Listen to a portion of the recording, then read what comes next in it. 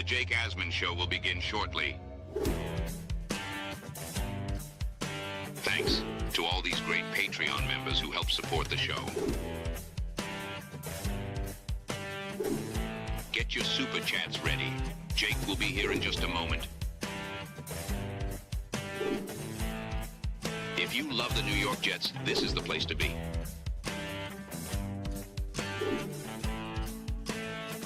And now, the Jake Asman Show. It's a Thursday from the NFL Combine. Jets reporter from the New York Post, Brian Costello, is here to kick off a Thursday show. We're talking Jets. We're talking draft. Ladies and gentlemen, it's the Jake Asman Show, live from Indy, and it starts right now. Live, Radio Row in Indianapolis. It's Combine time as teams look for their next superstar. Some of the biggest names in sports and entertainment will be right here. Get ready for the 2025 draft, baby. It's the Jake Asman Show. Live from Indy, our coverage continues, and joining us right now is a good friend of the show. He came on with us in person in New Orleans a few weeks ago at the Super Bowl, and now he's here at the NFL Combine at Indy. Brian Costello. Coz, how are you? I'm good, Jake. How you doing? How many Combines have you now been to in your illustrious Jet beat writing career? Too many to count. Somebody asked me that yesterday. I don't know how many I've been to. Probably 12 or 13, something like that. And do you like Indy? Is it a good city for you? I don't mind Indy. Let's say it's actually warmer this time than I ever remember it, so that's been good.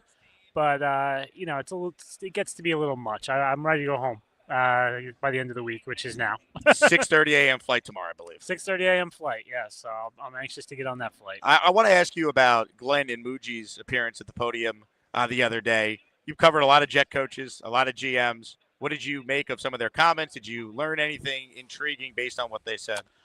Learn anything? No. They were very close to the vest, which is probably pretty typical, other than Rex, right? Most of them are pretty close to this. I was surprised, Jake, and I wrote this today at the Post, was how they were talking about winning now. Like, better be careful. Like, I understand what they're doing. They're sending a message to the players. They're sending a message to prospective players. But you're setting yourself up where if you don't win now, then now me and you and other guys are saying, well, you guys said you're going to win now. Right. Like, why is this team not good? You guys act like you were going to win. And I we're sitting here in February. We don't know what the team's going to look like, and we don't know what the expectations will be from us in August. But they are not trying to set up we're going to be young, or we got to figure out what we have or grow this season. Like right now, there's a lot of holes on this roster, starting at quarterback. So I was surprised that they were doing the win now thing as much as they were. Well, when I had you on in person, you were anti-bringing Rodgers back. So ultimately, that's the decision they made. Yep. What did you make of the explanation or lack thereof that we got on Rodgers? And now you said they have a hole at quarterback. They do. That's a self-created hole. I wanted to bring Rodgers back as the bridge for 1 year. Yeah. And now you're likely not going to have Devontae either. So hole in the receiver room, hole at quarterback. Yep. Do you still feel like moving on from Rodgers was the right decision? I do long-term, Jake. That was my point. I will never argue, and I think I said this in New Orleans. I won't argue with you that they're not going to have a better quarterback in 2025 than Aaron Rodgers. Okay, I admit that. But this, to me, the move wasn't about 2025. I think you hired Aaron Glenn to change. I hate the word culture, but I don't know of a better word. But you're trying to change the atmosphere around the Jets. The losing odor. Yes, he wasn't hired because he is a great third down blitz caller, right? He was not hired because of his, the offensive coordinators got hired because of their scheme. He was hired to be a leader and to change the feeling in that building. I think it would have been tough to do that with Aaron Rodgers around this year. He just would have been bigger than the team. What you did see from Aaron Glenn the other day was his emphasis on, he didn't even want to talk about Rodgers now. It's disrespectful to Quinn and Williams or whatever that. The quarterback is almost always going to be bigger than every other player on the team, right? There's a reason they get paid $50 million and other people don't. So, but I think they wanted to avoid that. That's even bigger with Aaron Rodgers as your quarterback. He's a four-time MVP, future Hall of Famer. He's not shy to express his opinions. I think it would have been tough for them to establish what they're trying to establish with Rodgers there. So that was my feeling of why you move on from him. But talking about winning now, it's going to be tough to win now. I think we don't. Again, it's February, so we don't know what the team's going to exactly look like. But right now, I'm not thinking this is going to be a Super Bowl contending team, right? So, I think that was interesting to me that they said that a lot. Well, it just feels like, to your point, they were trying to send a message to the players who are going to be watching and haven't really met in person with the coaches or the front office yet. Hey, like, this is not a throwaway year. We're going to try and win. My whole thing is, like, they have every right to move on from Aaron. That's fine. But I don't want Aaron Rodgers to go elsewhere, play well. The Jets aren't good this year, and we find out 2 years from now in a Diana Rossini article, well, they weren't really given the chance to have Rodgers for a year. Woody said they had to move on. Like, that wasn't the case. They made the decision. And now they got to live with that, and they got to find if not this offseason, then next offseason, a long-term answer at quarterback. Otherwise, they're not going to be here. They could say whatever they want. You don't have the quarterback, you're not going to win games year over year in the NFL. I agree. Aaron Glenn didn't seem to want to say the quarterback is important. I mean, I asked him flat out, "Is the most important position on a football team?" Because he seemed to be acting like it wasn't. And, he said that's what you hear, I think was his answer. And then he went back into Quinnen and Quincy and Joe Tippmann. And, I mean, those guys got to feel good about themselves. Yeah. The coach likes them. I was interested in who he named. Like, when I went back and listened, I'm like, huh. He didn't name, there were some guys he didn't name. Also, did you notice Muji referred to Sauce and Garrett as good players? I think it's kind of like trying to downplay the superstar, their hype. I think that's calculated if they start talking extensions with those guys. Yeah, we'll see. I'm curious to see if they even talk extension or what they do there. With Garrett or Sauce or both? Both of them. He wouldn't say what his philosophy was third year. Like there's a lot of people who do not do extensions after the third year. Joe Douglas was one of them, right? Like he didn't do Quinnen after third year. So, yeah, I'm curious how they approach that going forward. When it comes to just the defiance and answering questions about Rodgers and the quarterback, I think that works now. But if Glenn's going to be anti-addressing quarterback questions and they lose, it's not going to work. If they win, nobody's going to care. People are going to make fun of you guys on the beat, be like, "Oh, you guys don't get your answers to your questions, haha." But you got to win. If you win, nothing else matters, Jake. Right? It's when you lose that all this stuff comes up, and so that's the thing. And yeah, I think you're right. It was funny. I saw Todd Bowles, and I said, "Hey, Todd," I go, "Glenn's already tired of answering quarterback questions." It's like it was his second press conference, and Todd started laughing at that idea. So yeah, I think they're being, the whole organization is being very careful not to insult Aaron Rodgers. Right? They don't want to be disrespectful to Aaron Rodgers. So I think that's what they were trying to avoid. But I think you can do that without being disrespectful. I think you could have said, sort of like what they said when they moved on from Darnold. It's not that he's not a good player. It's the timing isn't right. The timelines don't match up, right? Like this is a 41-year-old player, and they're establishing a new thing. So, it just feels like if they don't win right away, the goodwill that Aaron Glenn has, being the former Jet, and the optimism that comes with, hey, a new regime, that's going to wear off, which is why I think they have to try and find a way to go 9-8, even if they can't make the playoffs, like have a winning season for the first time in a decade. Like I don't think this could just be a year where, well, we're taking steps to get better, but we're finishing with 4 or 5 wins. I agree with you. I think I sense a difference in the fans this time around versus other resets. I am as positive of a Jet fan of the past as anyone, and I smell a 4-win season right now, Brian. Yeah, well, not even the positivity, the fatigue that I sense from you guys. And I think what's tricky, Jake, and I've seen this before, I've explained this to people that come into the Jets. They don't understand that the 14 years, they're inheriting the 14 years. And they like, their thing is like, well, I haven't been here for this whole playoff drought. They don't get it. It's like, it just comes with the job. And yeah, we get it. Robert Saleh was there for 3.5 years, but it became his problem. Like the drought becomes your problem. And I think Beningo would use the term, the Jet karma just engulfs everyone that tries to change. It does. And I know people hate the term same old Jets, but to me, that same old Jets kind of engulfs them. And the losing and here we go again type of stuff. So, we'll see. They say they have a plan. We'll see how it unfolds. What are your thoughts on the free agent options at quarterback or a trade? For what it's worth, everyone I talk to in league circles, it's like, it just feels like Justin Fields is like the guy. I don't know if that's true or not. What are your thoughts on that? I think he's the most logical option, Jake, and that's where we're at right now. Is people are connecting dots and trying to put people to, and there's not a whole lot of solid information right now. It's mostly just dot connecting. One agent just like has guys on the Jets just like unsolicited just brought up, oh yeah, Fields would be perfect for them. I think he's just talking about because that's what he hears in the ether. I think it's just a lot of stuff gets repeated, and I think Fields is the guy that has the highest ceiling, right? So you're looking at it, and everyone wants the next Baker Mayfield or Sam Darnold on their roster, and I think Fields is that guy. Daniel, I guess people could argue maybe Daniel Jones is that guy, but Justin Fields is much more dynamic, and so I think that's the reason Fields. But he could go back to Pittsburgh. I was talking to somebody yesterday who said, Pittsburgh is serious, like about they're kind of him or Wilson, like one of them is going to be back there, and they're kind of playing them off each other right now. I think so. We'll see what happens there. Is the Kirk Cousins stuff real? Because of Rick Spielman, do you put any stock into that?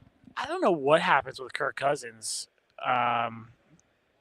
With when the Falcons move on, like obviously they're saying they're going to keep him right now. Like I don't know when he happens. To me, if you're going to go Kirk Cousins, why didn't you just hang on to Aaron Rodgers? Because it would he be feels so like Jets if that's what they do. He feels like Aaron Rodgers light to me. This fan base, even the people that wanted to move on from Rodgers, would be irate if their plan is to bring in a guy who was worse than Rodgers last year, who also tore his Achilles. Right, and unlike Rodgers, the Achilles injury he suffered was on his plant leg. Yeah, and who's almost the same age. Yeah, like it doesn't make much sense to me. He doesn't bring everything off the field that Rodgers brings, but he's still. It does like Justin Fields to me is a roll of the dice where it could be a huge payoff. It could be a bust, but it could be a huge payoff. I think you know what you get with Kirk Cousins, and it's just like the floor is definitely higher than Justin Fields, but the ceiling is so much lower that it doesn't make much sense to me. Are you expecting them to be aggressive in free agency? Contrary to popular belief, they have more cap space than many realize. Yeah, I don't think they're going to be overly aggressive, Jay. I don't think this is a great free agent class. I'm not a big free agency guy, period. Like to me, there's a reason guys become free agents, right? Sometimes there's a weird one, like Rodgers was well, he wasn't even a free agent, he was traded, but he became available, or Peyton Manning back in the day became available. There's weird ones, but for the most part, they're either too old, they cost too much money, or they're not that good. So that's why if you have a good player, you don't usually let them become free agents. Well, you have to really find guys like DJ Reed, who's like an ascending player that somehow hits the market, and you think you could coach him up and make him better. But he wasn't a first day free agency guy, right? Like I think the Jets will be active in the second wave of free agency, looking for guys like that. Try to find a guy who's coming up for a second contract, who maybe was underutilized by a coaching staff, and you have some familiarity with. Those ones, like the Jets were surprised how good DJ Reed ended up being. Like they didn't even know. Even like Saleh, who had him in San Francisco, didn't know he was going to be that good. So I don't think they're going to be day one free agency going crazy, Jake, like that, like throwing money around. And I know we focus on the cap, but to me, the question we never know the answer to is what is the cash budget? Like that's the important thing for the team. The team doesn't care about cap space. The cap space, like Mike Tannenbaum was over to our left. Long time ago, he told me. You can do whatever you want with cap space. You can manipulate that all you want. The cash budget is the most important thing. What is Woody Johnson telling Darren Muji and Aaron Glenn they can spend this season? That's what affects moves. Well, speaking of Woody Johnson, do you put any stock in the report cards from his own players yesterday that came out where he gets an F? Yeah, I wouldn't put no stock in it, Jake, but I don't put a lot of stock in it. I just don't understand the methodology completely. Like, I have questions. When was this survey conducted? Right after they fired Robert Saleh. Yeah, it might have been. Yeah. Like, because seriously, I think it might be like October. Like, they're not doing it in January. They're not doing it after the season. They're doing it mid-season. That's when you have all the players available. So was it October? Yeah. Like who did it? How many players actually responded? Is this guys bottom of the roster, top of the roster? So I don't dismiss it completely, Jake. But I'm not like, oh my gosh, like, and also like, we all did surveys for our college professors, right? A lot of times your favorite teacher wasn't the one who taught you the best. They were nice to you. Well, so like Stephen Ross got an A+. Did you see they gave Jeff Ulbrich a B? And look, Jeff Ulbrich's a nice guy. He didn't hire himself as the intern. Yeah, but they're not evaluating. Yeah, they're not evaluating like, oh, does this guy really scheme up great, or like it's do I like him? That's the question. Well, the whole thing to me is invalid if that guy's going to get a B grade. And Stephen Ross in Miami, he has a bad reputation in terms of winning, but the player, he the players like him because he basically does whatever they ask. Well, like So, the Hunt got a C minus grade. Kansas City's won. He got 4 an F Super Bowls. last year, I think. Did I'm he? pretty sure he got an F last year. So Yeah. so it's and I have the complaining about free food. Many people in my industry do that, and I'm always You're not one of them? No. No? I am that is a bad look. And these guys, I always laugh. These guys make good salaries. Every one of them. They're not all millionaires, but they all make good salaries. They get all that food for free, Jake, as part of their job, and it's and then the food's not good enough. Well, they're complaining about the facilities, and you could criticize Woody Johnson for a lot of things, but I mean, I've been to that facility many times. You basically lived there during the season. It's one of the nicer buildings in the NFL. Bart Scott was appalled that when he saw on the I was listening to a show yesterday on ESPN New York, and he was like, you could say Woody does this, he does that. One thing that Woody Johnson, has not provided is a state-of-the-art facility. Yeah, I will say this, Jake. It's 17 years old now, and they haven't really done any major improvements. I do think the locker room's a little outdated. It's just in 2008, roster size wasn't the same with practice squads, so they have a lot of temporary lockers. It's a little bit the lockers are small. I am not in every building, so I have a hard time comparing it. It's been a long time since I've been in other people's buildings. So I do think locker room might need expansion. The weight room, I've heard from people, might need a little expansion. I think it needs a little refurbishing. It's 17 years old at this point. I don't think it's a huge issue though. I also don't understand I saw one thing where Sean Payton got a B plus, I think, or B, but he was ranked as the 26th coach in the NFL. So is everyone getting A's? This is yes, a pass-fail class, basically? Yeah, so I get some of the things, just someone I don't quite, making it a report card is genius for them in terms of publicity because it's an easy, we all understand A, B, C, D, F. So it's, but I don't really understand completely the rankings and stuff like that. We're talking with Brian Costello for the New York Post. If you guys have a question for Brian, super chat it in. We're talking all things Jets. Have you heard any buzz about the Jets with that number 7 pick? Are we putting stock into the trading up for a quarterback? I think it's too soon right now, Jake, for that. But I'd be surprised if they traded up. I mean, look, we talked about quarterback. If you fall in love with a quarterback and you're convinced this is the guy, you do whatever you have to do to get him. That's the one position where okay, do whatever you got to do. I don't pretend to be a draft expert. I'm not watching I haven't watched all the film of all these college guys, but I rely on other people. And from what I'm hearing, it doesn't sound like anyone thinks these guys are can't miss. So unless the Jets feel that way, I'd be surprised if they trade up. Like we said, there's a lot of holes on this team. So I think you could fill another hole with that 7 pick and not move out of there. I almost hope they would trade back in the right scenario. I think you guys always hope they trade back. Yeah, I feel definitely. Well, actually, they actually were able to do it. They picked up extra picks for moving one spot. I think it's hard to do.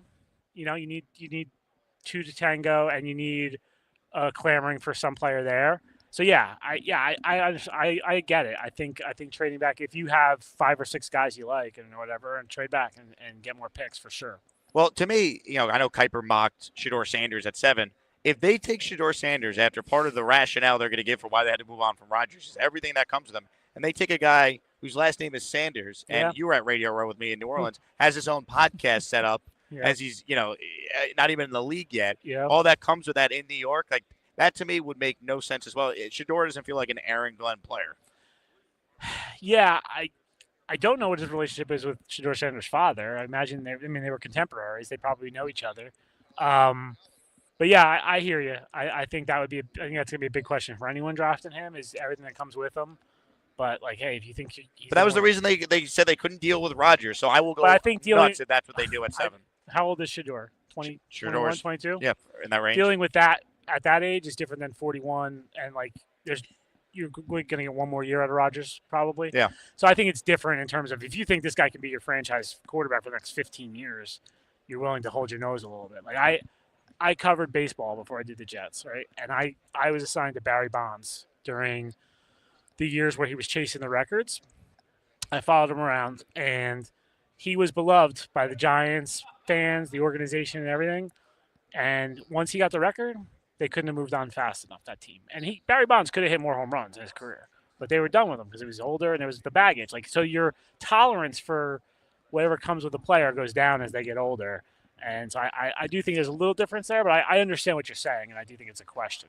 Do you think Rodgers gets signed during the initial wave of free agency? What are your thoughts on his future? No, I mean, look, I don't know what's going to happen with Matthew Stafford. I think that feels like the domino that has to fall for everything else to happen with the quarterback market. And clearly he's been tied to the Rams some, and that makes a little sense to me. I do think Sean McVay is a guy he'd respect and listen to, and they're a win now team. Playing a dome, which I think is helpful for him too. Yeah, it's helpful and close to his house, out there. So I do think there's a lot of Rams make sense. Nobody else really makes a ton of sense to me. So, and I don't know. I'm curious to see what Aaron says whenever he merges and talks. Like, is he definitely looking for a team that's he thinks he can win the Super Bowl with? I would think that's what he wants. I would think he's not just going to hang around and play, join the Giants, right, or the Titans. Like, just do that. So that limits the number of teams. So I don't think it's going to be the first wave of free agency. I think he might be a little while. If he signs with the Steelers, get ready. Week 1, Monday Night Football, ESPN, Steelers at Jets. And MetLife. Right? Rodgers throws 3 touchdowns. Jets lose. All you people who ran Rodgers out of town are going to be like, how could the Jets have done it, Brian? We Get did ready. not run Rodgers out of town. Oh, sure. Yeah, I promise you, Aaron Glenn and Darren Mucci did not care about my opinion about Aaron Rodgers. They had their own opinion. And everyone – Did they just promise me they actually got to make the decision? They did. This wasn't just Woody saying, if you're taking this job, Rodgers can't be the quarterback. It was their decision. It was them. And everyone I talked to who interviewed for the job had the same feeling. You had to move on from Rodgers. And again, not about him not being a good quarterback in 2025. It's about just establishing the program. I think it would have been tough. Maybe Mike Vrabel could have pulled it off, right, with Rodgers, but it's hard to see any other candidates really having the gravitas to kind of keep him at bay. I do wonder when they met with him, was there ever any scenario where they would have been like, yep, now it makes sense to bring him back? Like, we know you said publicly take a pay cut. Like, why did they speak multiple times then is my question. Why wasn't it just an initial conversation, hey, we're moving on, but they already decided? I think they were being respectful of him. And I think they had some initial, it was just texting or FaceTimes and stuff. And then he was going to be in New Jersey, so they said, hey, let's meet. And I think they wanted to get it done and move on. But, yeah, I don't think there was any scenario where he's going to be back. So. I'm just beaten down, Brian. Maybe they'll be good because I thought they were going to be good the last 2 years, and now I'm very down on them. So I hope sometimes happens, So I have a question for you, Jake. Yes. I have a bone to pick with you. Oh, let's hear it. Bone to pick, yes. So somebody sent me, I'm on with you Super Bowl week. Yeah. I thought we were good. We had a good, time. Then you're ripping one of my stories on Twitter. What story was it? It was a Super Bowl week. I had to write about the Chiefs. Yeah, I made fun of your headline with the. I was on my headline. I saw you don't write the headlines. Yes. The headline was basically like Spagnuolo and Nagy get to show the Jets what they could have had. Yes. I just thought it was funny. Could show the Jets what they missed. But it came up on my feed in the middle of the ass kicking. I'm like, this is kind of funny. I'm I'm still waiting for them to show us what the Jets could have had. Well, someone sent it to me and said, this is what you get for going on with them. Wow. I'm a fan, Kaz. I actually have defended you on this show. People are like, Kaz is the worst. I'm like, he's not a Jet fan. He covers the team. All he knows is losing. He's not a bad guy. I'm like, he's not bad. So I got your back, but I did make fun of the headline. I know you don't write the headline. I made fun of the headline from your outlet. All right, it was the headline. Yes. Okay, there we go. Yeah, somebody sent it to me.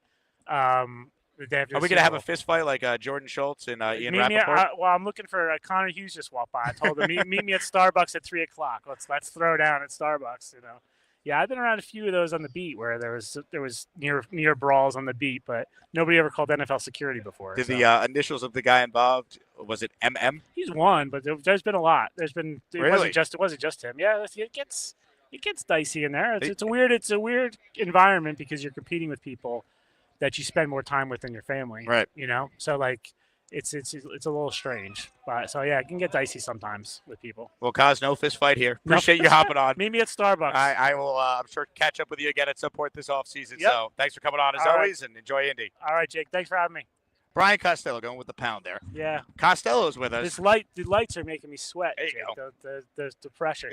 There's a lot of intensity in this building. You can just feel it. All right, quick break. We're back. A very special Jet-related guest is going to be making an appearance here on the show. Jake Asman Show, live from Indy. Back in a few here at the NFL Scouting Combine.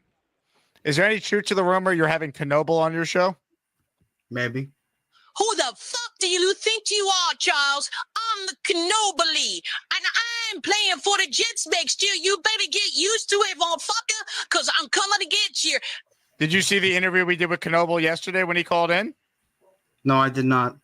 I'm just kidding, Charles. I love you, man. You're the greatest. I just want to be your friend, okay? So, please do my friend. Motherfucker!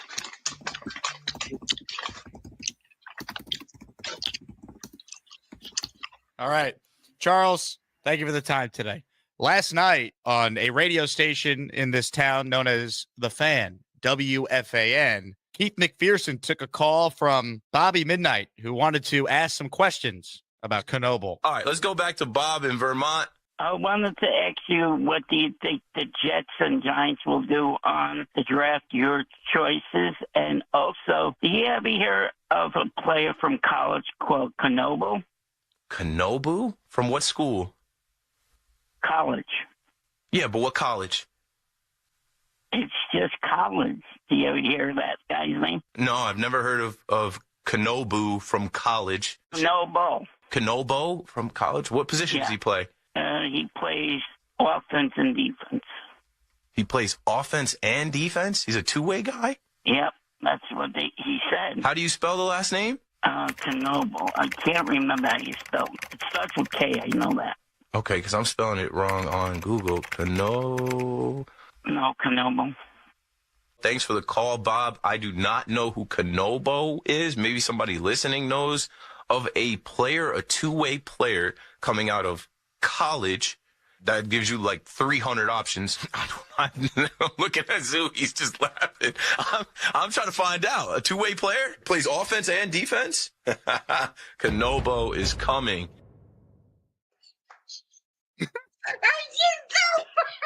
You ever hear of Knoble? There were two listeners of mine who called WFAN asking two separate hosts if the Jets should take Knoble, and each host was like, they were stumped. They're like, I haven't done enough draft prep. I'm unaware. And they're reciting lines from the show. John and Seaford, what's up, bud? A lot of these Jets fans out there want Brock Bowers. Yes, that is the sexy name surrounding the Jets. I think the three options you go, O-line, receiver, or if Knoble out of college is there, you got to take Knoble. 5'7", 198, plays both sides of the ball. Not sure if you know him. Mel Kiper had him top 15 pick. What are your thoughts on Knoble? I don't know him that well. I'll be totally honest with you. Bro, I got to do more draft prep.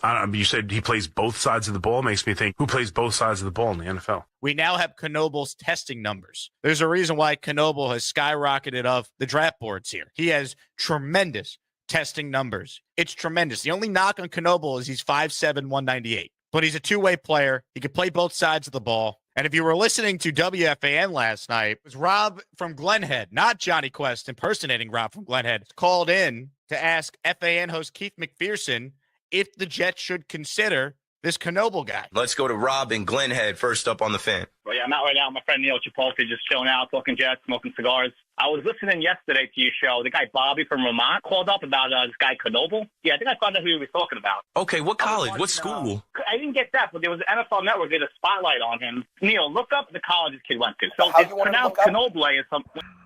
All right, we're back here at Radio Row, and joining us right now is the last Jets general manager to lead this team to the playoffs, Mike Tannenbaum from ESPN in the 33rd team. Mike, appreciate you coming on. Good to see you. All right, I have a lot of questions for you because you know I live and die with the New York Jets. You were intimately involved in the search for Aaron Glenn and Darren Muji. Can you take us back to the beginning when it all kind of came together, how you and Rick Spielman and everyone at the 33rd team started to compile the list of names, like the process to actually determine the candidates you wanted to speak to, because you guys spoke to more candidates than any team with openings this offseason. Yeah, it was a great process, and very fortunate that, Woody, Christopher, and Jaime Elhai gave us the opportunity. We just said, hey, let's make this a data-driven approach. And, to be candid, what's the downside to talking to candidates? Like, I know that was out there, but every time somebody left the room, we learned something. And, ultimately our role in the play was to set things up, collect great information, and, have Woody, Christopher, and Jaime make decisions. And, I thought the process was great. I mean, it was funny as it was ending, like the emotion I was having was like sadness. Like, it was a great working environment. We had a lot of fun. We learned a lot. I think we were very, very thorough.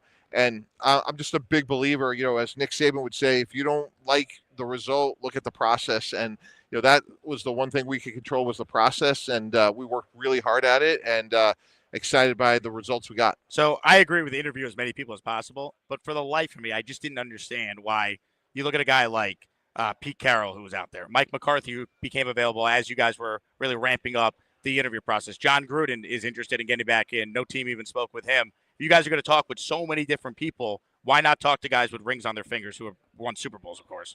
Yeah, we vetted the list. We looked at different variables, and at the end of the day, we were really comfortable with the list. There were a lot of great candidates out there, the ones you mentioned, and others. And ultimately, we just felt comfortable with the guys we had. So, at what point during the process did you realize, hey, we might have something here with Aaron Glenn? Yeah, that's a great question. It just kind of happens, and for me, it's a really unique situation. That was the third time that I had an affiliation with the Jets in doing something with Aaron. Once as a player, I remember we had to franchise him. It's really funny. There's a lot about the Parcells connection. And Bill was a big, still to this day, we talk about team building and prototypes. And I remember early on, the size and the physicality of, what we wanted in corners, and Aaron's contract's up. And I'm like, well, what are we going to do here? And he's like, well, we're going to franchise him. I'm like, well, he doesn't fit. And early on, just about his character, his competitiveness, his toughness. And the other thing that really stood out to me about Aaron was going back to 2012, he scouted for us.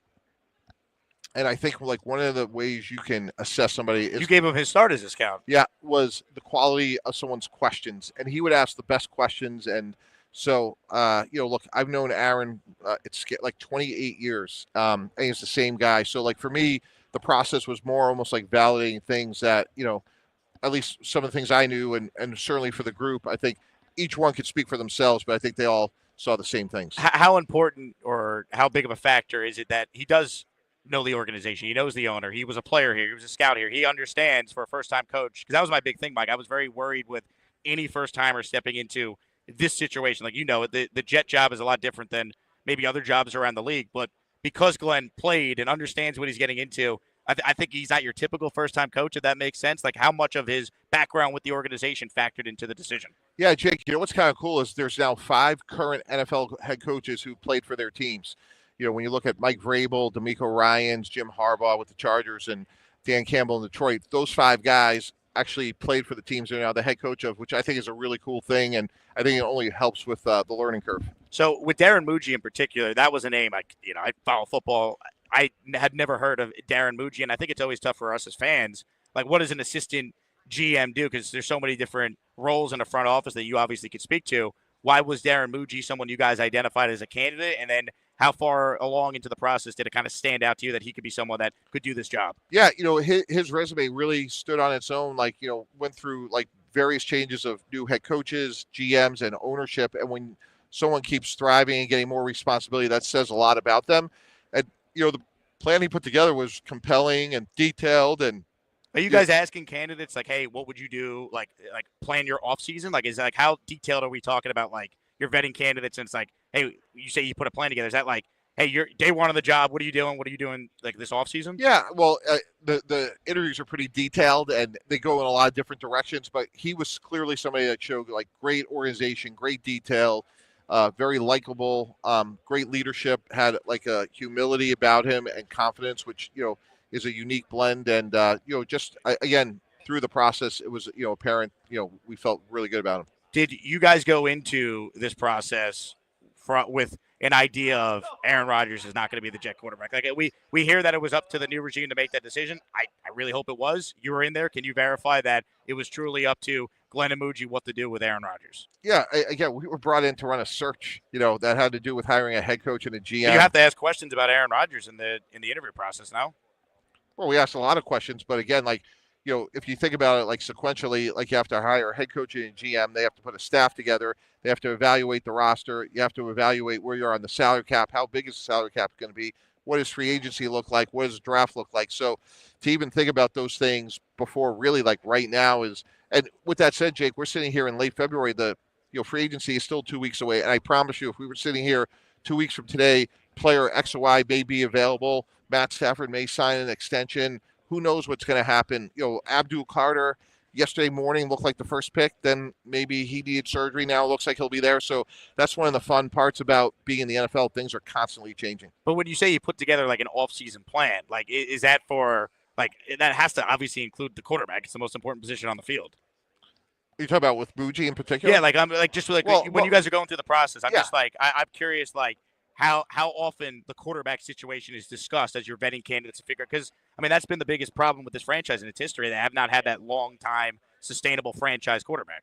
Yeah, so it's really more about like the process about making decisions more than it is about any. You're hopefully making these 10-year hires, so you really want to get under the hood about how you go about making decisions, much more so than any decision you're going to make. Mike, what are your thoughts on Rick Spielman now? Of course, leaving you with the 33rd team and being involved full time in Muji's front office. Were you caught off guard by that at all? What was the conversations like with you and Rick when this was apparent that he might have this opportunity to join Darren with the Jets? Yeah, no, I'm thrilled. Rick's great. He's become a really good friend, almost like a little bit of a mentor.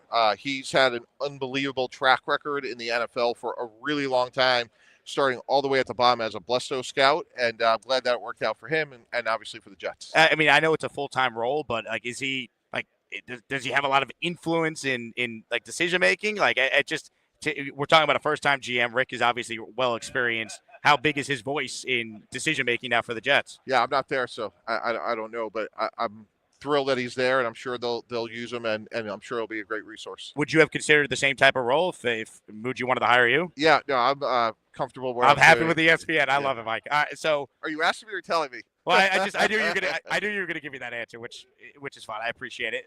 As far as like now, you obviously evaluated the Jets roster and what went on last year. What to you are the big things that Darren and Aaron have to do right away to try and change things so the Jets could be a playoff team for the first time since you were GMing back in 2010? Jake, first thing, I don't think the cupboard's bare, and I don't think many of the candidates we talked to for either head coach or GM felt that way. Like, I think people came in with a very honest, sober opinion. I know Aaron Rodgers, for obvious reasons, is going to get a lot of the headlines, but beyond that, like, a lot of people felt really good about the roster. So, look, I'm excited to watch him go to work. I think this, and everyone's judged, we're in the media, one-loss record, but I think the indices of a team being well-coached will be very apparent quickly, like the conditioning of this team, how it's managed, at the end of the halves, penalties, things like that. I think this team will be improved. Like, I have no idea what the record's going to be, obviously, but there's good foundational pieces from, I think, players up front on both sides of the ball, and I'm really confident that Aaron's going to come in because of Dan Campbell, Sean Payton, Bill Parcells,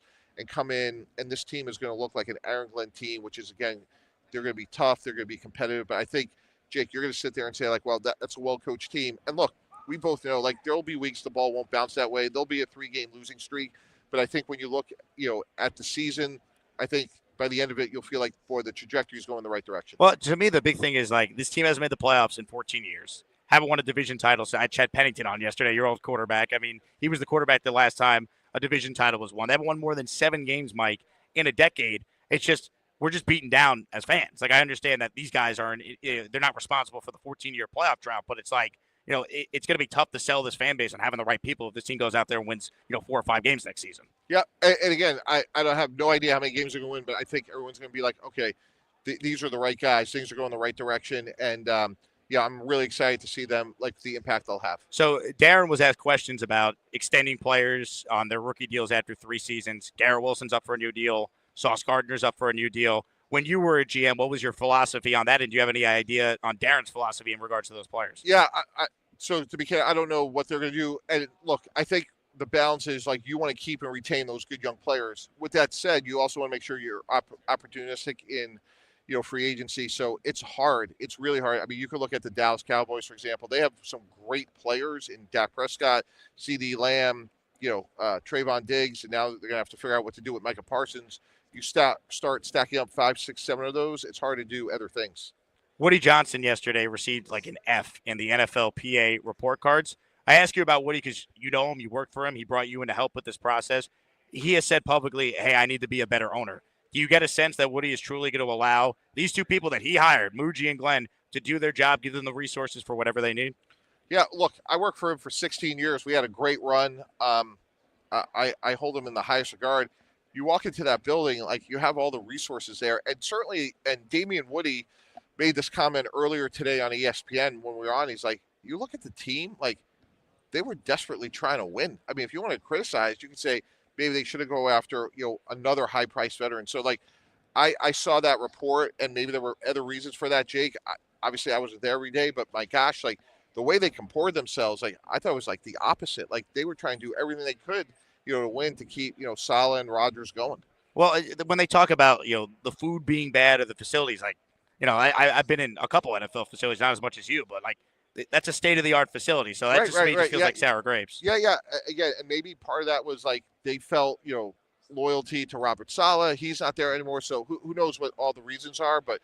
Like you said, you've been in the building. It's a beautiful state-of-the-art building, and again, more fundamentally, like there can't be a player that walks in there that said all the moves they made, they were desperately trying to win. Right. I mean, you look at now this draft. They're in a unique spot with that 7th pick. Do you see Darren Muji, Aaron Glenn? Do they love one of these quarterbacks? Could they actually make the move and trade up for them? I mean, if you were, when you were the GM, you made bold, aggressive moves, and that led to a lot of success.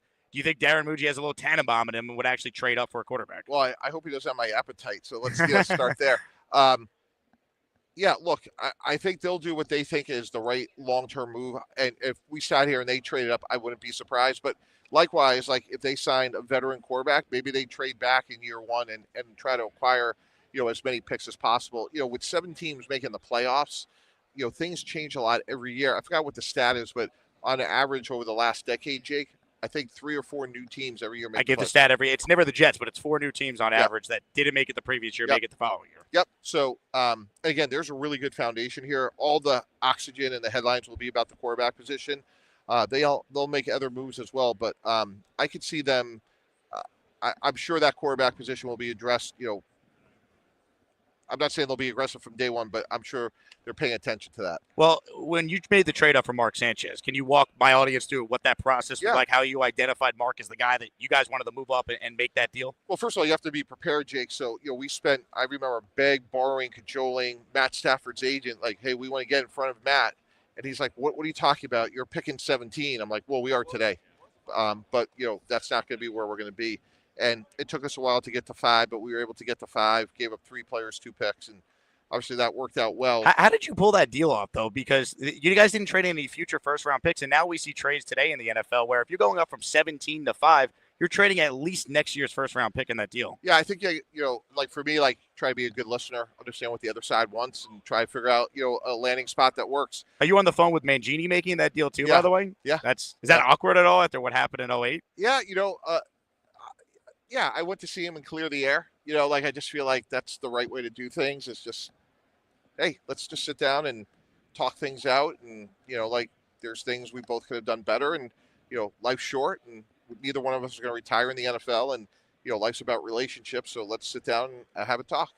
That's the dynamic there. No one brings that up that you had to make the deal with the coach that you just basically fired and replaced with Rex. Yeah, you bring over a bottle of wine, you sit down and have some family business and clear the air and move on. How about that? A couple quick hitters for you. So I think in Jet history, you're very underrated for some of these trades we're talking about. And Darrelle Revis being another trade that you had to make to move up in the draft. When did you know, hey, Darrelle Revis is the guy we need to go out there and trade up for? Yeah, the night before the draft. Well, there was 3 corners that year. Aaron Ross and Leon Hall from Michigan and Texas were the other 2 that we liked, but Darrelle was clearly above. So I had a great relationship with Marty Herney, the general manager of the Panthers. We went from 25 to 14, and we had an agreement in principle the night before. I just said, hey, there's one player, we're coming for him, and I don't want you to hold me up, and I have to pay more. When you're on the clock. Likewise, I'm not going to try to come for less. We had the exact deal. It was done. It took 2 seconds. Wow. And Darrelle was a Jet, and I knew exactly how it was going to go, and it worked out, ideally. And it was because we could have a handshake on a trade, and it was done, and we could trust Carolina and Marty Herney, and it was the trade actually worked out pretty well for them if you track the players they got. So it was a win-win. How do you how do you just determine that Revis was that level of player? Like, what characteristics stood out to you that you felt comfortable making that move? Yeah, it was the workout he had. And Terry Bradway, I'll never forget, called me from the airport after his workout at Pittsburgh. He's like, there's no way he'll be there at 25 based on his workout. But that year he came out, one, he declared late, and two, there were not a lot of good receivers that he went against. So the question marks about Darrell were question marks about just incomplete. Like, a lot more work had to be done on him. And then secondly, like, he just didn't go against a lot of good receivers. Got to ask you about Rex, obviously. I mean, was it tough telling him that this job that he was campaigning for, he loves? I mean, I had him on DNR, and he's telling me that he wants this job more than anything. Was it tough to obviously take the interview with him and then have to break the news to him that, hey, we're going in a different direction? Yeah, no, he understood, and we're friends, and he had an at bat, a meaningful one, and obviously it didn't go his way, but he has a lot of great gifts, and if he wants to coach, hopefully that'll work out for him sooner than later. Do you think that he'd have to go back as a DC first to essentially try and get an opportunity to be a head coach again? You never say never. If you asked me, 6 months ago with Pete Carroll ever coach again, I'd be like, well, you never. How about Brian Schottenheimer getting the Cowboys job? Yeah, you never know. So I would say if Rex wants to coach, go back and coach, but he's obviously doing a great job at ESPN as well. I get asked all the time, would Rex have been a DC for the Jets? And I mean, Rex, but I just can't see Rex's ego allowing him to be a DC for a franchise that the last time they were any good, you and him were a part of it. I couldn't picture it. Do you think Rex would ever be open to being the DC of the New York Jets? You would have to ask him that, but he has a lot of great gifts as a coach that we've all seen. Congrats to your son as well. Can you tell the audience where your son is playing college football? Yeah, probably, Jake. He'll be a member of the North Carolina Tar Heels as a long snapper. So never thought, A, he'd be able to play, which is great for him, and B, who he's playing for. In a million years did I ever think that would happen. Was Thomas Hennessy with the Jets when you were still there? No. So I guess you just missed him. But he's like the longest tenured player in the Jets. He's been like the most consistent long snapper in the league. Yeah, that's great. So congrats to your son, Mike. That's awesome. I appreciate you doing this, answering some questions on the process. It's enlightening for the audience, and continued success. I know you're here all week with ESPN on Get Up and all the shows, so we'll be watching. All right, thanks so much. He's Mike Tannenbaum. My name is Jake Asman. Quick break. We'll continue. Jake Asman with you, live from the NFL Combine here at Radio Row in Indy.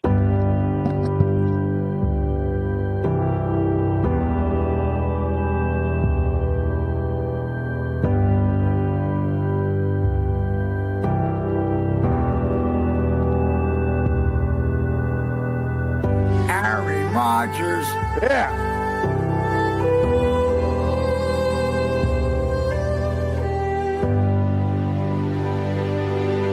I want to apologize for yesterday. I was trying to show off the name on my jersey, but my desk chair doesn't swivel. So I got up and I showed off my butt. When was the last time you took a shower? I don't know. Thursday evening. You haven't showered since Thursday? Yeah, you probably reek. Oh. He stinks. Yeah. Oh, you gotta be disgusting.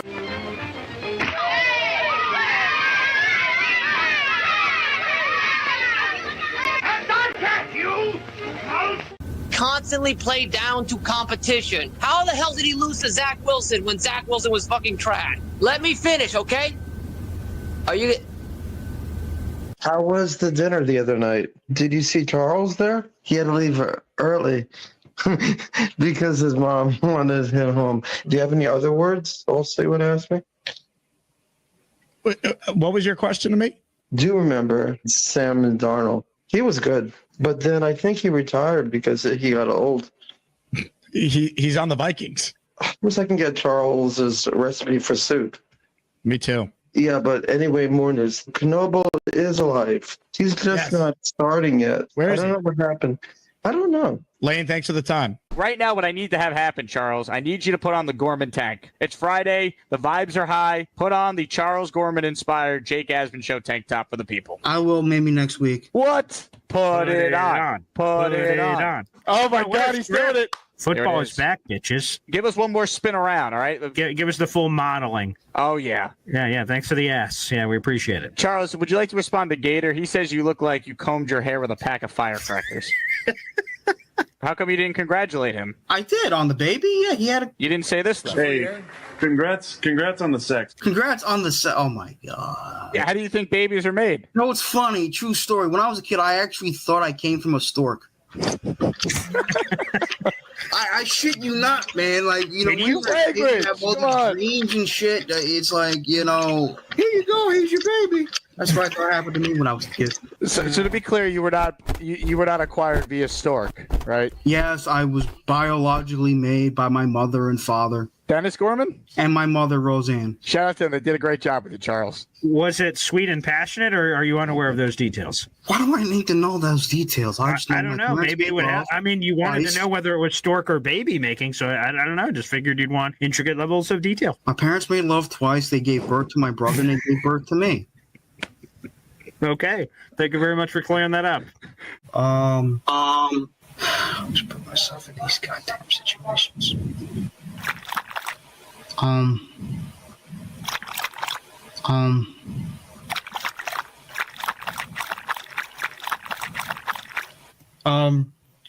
Yeah.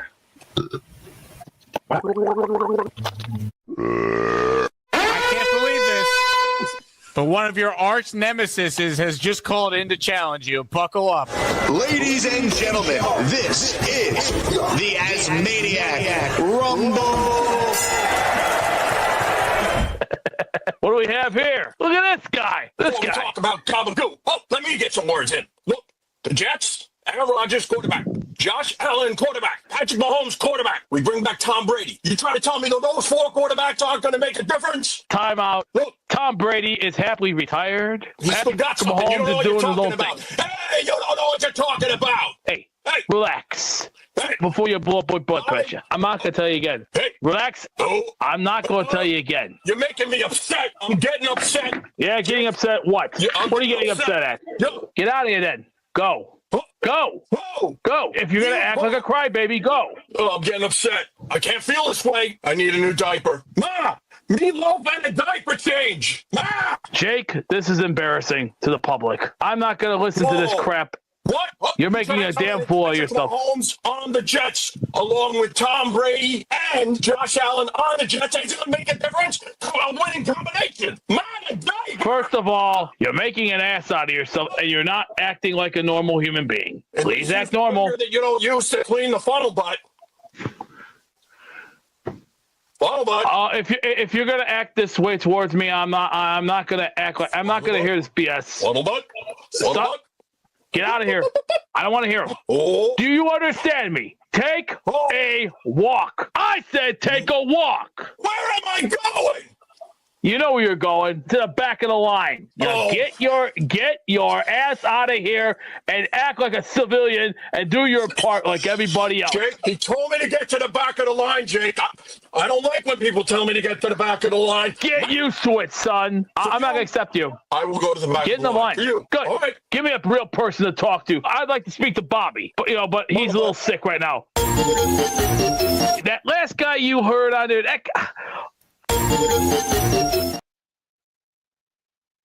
And we're back live for the NFL Combine. Jake Asman with you. Thank you to Mike Tannenbaum for joining us. Thank you to Brian Costello for joining us. I think we got a lot out of Mike there. Whether we agree or disagree with the Glenn and Muji hire, I think we got a lot of good intel into that decision, and I enjoyed that conversation. So I appreciate Mike coming on, asked him some tough questions. We could agree or disagree, but I appreciate him hopping on. And good to relive some good Jet memories, too, like trading up for Darrelle Revis and trading up for Mark Sanchez and Rex Ryan and all that. All right, hit the like button if you're just tuning in. I want to remind the audience that earlier today on the channel, I released a very special interview. Chad Pennington made his Jake Asman Show debut. He was here last night. I ran into him running out. He is one of the nicest professional athletes I've ever met. Great, great guy. So if you did not get a chance to watch my Chad Pennington interview, check it out. It is worth your time. If you're a Jet fan of my age, Chad's the guy. He was the first ever jersey I owned as a Jet fan, and it was great to talk with him. And I'll tell you what, he's going to become a valuable resource for this show because he's working with the quarterbacks this week as their mentor as part of the NFL Legends program at the Combine. It's the 25-year anniversary of Chad Pennington being a part of that historic 2000 draft class for the New York Jets. So Chad came on and was great, and I really recommend it to all my fellow Jet fans out there. And, man, first jersey I ever owned was a Chad jersey, so pretty cool. So make sure you guys watch that if you didn't. I also want to remind people, today is the last day to enter our Asmaniac raffle. Your support means the world. It helps be able to allow me to go on these trips. be able to interview Ian Rappaport and Mike Tannenbaum and Connor Rogers and everything that goes into this week. So if you want in, gift the membership. It's the last day to do it. $20 super chat will get you 5 entries. You know what? I'm changing it. $20 super chat, guess what? It's getting you 6 entries today. $10 super chat is getting you 3 entries for this show only, and a $5 super chat will get you 1 entry. Chance to win a Sauce jersey, a Mangle jersey, a Jermaine Johnson jersey, a Sanchez signed helmet, a Klecko signed helmet, a Chad Pennington signed helmet, and oh yeah, a signed Mark Gastineau helmet. So 7 prizes. We raffle it away tomorrow on one of my shows, and it's going to be sick. So if you want in, now's your chance. Ladies and gentlemen, Devin wants in the raffle. He's gifted not 1, but 2 channel memberships. Devin, thank you very much for your service. And to thank Devin for his service, I simply play this. It's the Asmaniac membership raffle. For every membership gifted, you receive 1 ticket entered in the raffle to win epic prizes. Appreciate it from Devin. Let's find out who got his memberships here. DMF received a membership from Devin, and Super Saiyan SYKO. Comments, questions, super chats, cut the line. Bill says, always enjoy the show when Jake goes on the road. The interviews and people he gets are grade A. Thank you, Bill. I appreciate that. Interviews have been very good this week. Interviews have been very, very good. J-Boy says, interview Glenn. It's in the works. The Jets aren't making Aaron Glenn available for any interviews currently. That doesn't mean that will always be the case. So it's being worked on. I promise you that. Bill says the Chad interview was awesome. Class act. Gary, love Chad. Pennington, that is. Love it. Chad is the absolute man. Hit the like button. Comments, questions, super chats. Cut the line. Let's mix in some calls as well on the Gusbuster Umbrella Hotline. Let's say hello to Rob, the Jet fan, who's first today. What's up, Rob? Hey, Jake. How you doing today, buddy? Hey, what's up, Rob? Well, I figured I'd start with my entry here that, weed needs to reseed the brain. 0 brain cells. Guys definitely smoking way too much ganj. And I just have a little reference for my man, Weed, here. I don't know if you can see this or not. If you can zoom up on it here a little.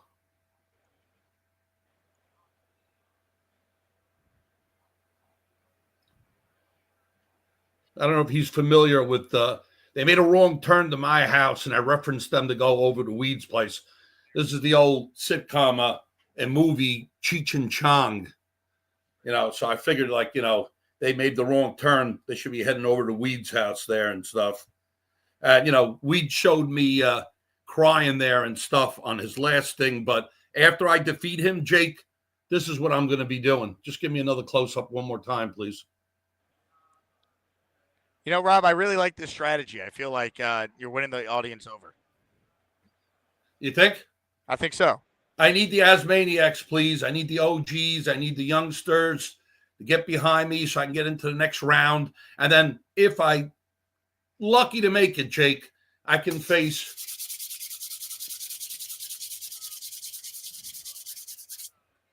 I also heard the lines from Chief Man, and I didn't really appreciate that, buddy. But I'm coming for you afterwards, buddy. First, I got to take care of reseed the weed there from the brain. And I don't discriminate here, Jake. I mean, I just want to show that I appreciate. Hold up, I got one more picture here. This is kind of like Weed's best attribute right here. His sunglasses? Not sunglasses, him lighting up. Obviously the guy does something right. But I have to stoop to what I have to stoop to win. And I think he realizes that too. And it's all in fun. But you know what? Again, Jake, we need to reseed the brain here. 0 brain cells. It's so many times you can keep on cooking your brain and it works properly. But, I'll do whatever it takes to win, my friend. As maniacs, man. We're going all out. And then He'll be next. He'll be Rob, next. do you want to respond to some comments here? Sure. Dylan says you're a first-round exit. That's his opinion. Opinions are like assholes. Everyone has one. 25 says, what a snooze fest, Rob. Snooze? That's what that guy does all day, is snooze, because he's always passed out. Nate says, what a brutal call. That's his prerogative. I mean, tell him not to hit it into any taxis. 25 wants to know if you're in the throne room. Yes. What else do I have for you, Rob? Tom A says, tell us you can't Photoshop without telling us. Good one, Tom. I can't. I admit it. I'm not. Jay says, get his ass weed. That's okay, 3 siblings. Go have a 4th. That's actually a pretty good dig right there. Thank you, buddy. I like Thanks it. a lot. All right, Rob. Well, I appreciate you calling in. Hey, Jake, people think I'm going to be this easy exit, and I'm not going to be this easy exit. I'm going to come out fighting, guys. I'm going to come out fighting. Alan thinks he might be more popular than you. I don't know. I'm not hiding. I didn't get a job with the NFL, so I guess, at least I'm available, or I'm not doing chores for Miss Allen. Beastbreaker says Allen is a joke. You and the Beast should align yourself together. Beastbreaker's my boy, man. Beast!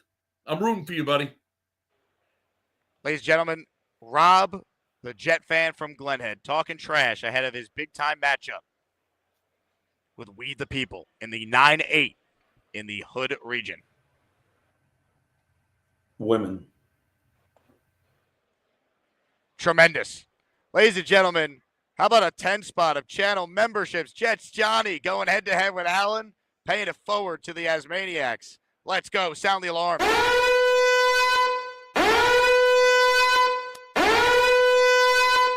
New York Jets Smoking Lounge, Sarah Young, J-Rod, Daryl C., P-Viz, Alexander Brown, Jeff Grossman, Green Truth Dave, Giuseppe Road, all receiving channel memberships from Jets Johnny, who faces Allen in that 14-3 matchup in the opening round. 25 in the raffle for 6. If you're just tuning in, $20 super chats count for 6 raffle tickets for this show. $10 super chats count for 3. $5 super chats count for 1. This is the last day to enter the raffle, so I want to give people a chance to get in. I already have the prizes for raffle 17 that we're going to do the following week. But tomorrow is the big raffle for the 7 items we're auctioning away or raffling away. Gastineau signed helmet, Pennington signed helmet, Klecko signed helmet, Sanchez signed helmet, Jermaine jersey, Mangle jersey, Gardner jersey, all signed. 25 says, need Coach Cho to coach my team of walk-ons against the 1 seed. Look, I don't know if, Vince Lombardi could coach your team to victory. 25, you're in a tough spot, dude. You look at where 25 is matched up here. I mean, you talk about running into a buzzsaw. How about running into a train? The lane train. In the opening round. Ray Jr. in our next raffle for 1. Thank you, Ray. You guys are awesome. Your super chats and memberships make it all possible. Ray's channel membership went to listener Jetpack. All right, back to your calls we go. Working on another guest that I think the audience is going to really like. Let's say hello on the Gus Buster hotline to Philly Noodles, who's next. What's up, Philly? Hey, what's up, bro? Make this real quick. How are you? I'll make this real quick. I think Rob just kind of dated himself by saying a guy smokes too much bud, whose thing is bud. It's like saying Ron Jeremy has too much sex. You know what I'm saying? You can't do that. I think he just hurt himself pretty bad. And I like Rob. But, yeah, I got to go, man. Gotta go. Philly, farewell.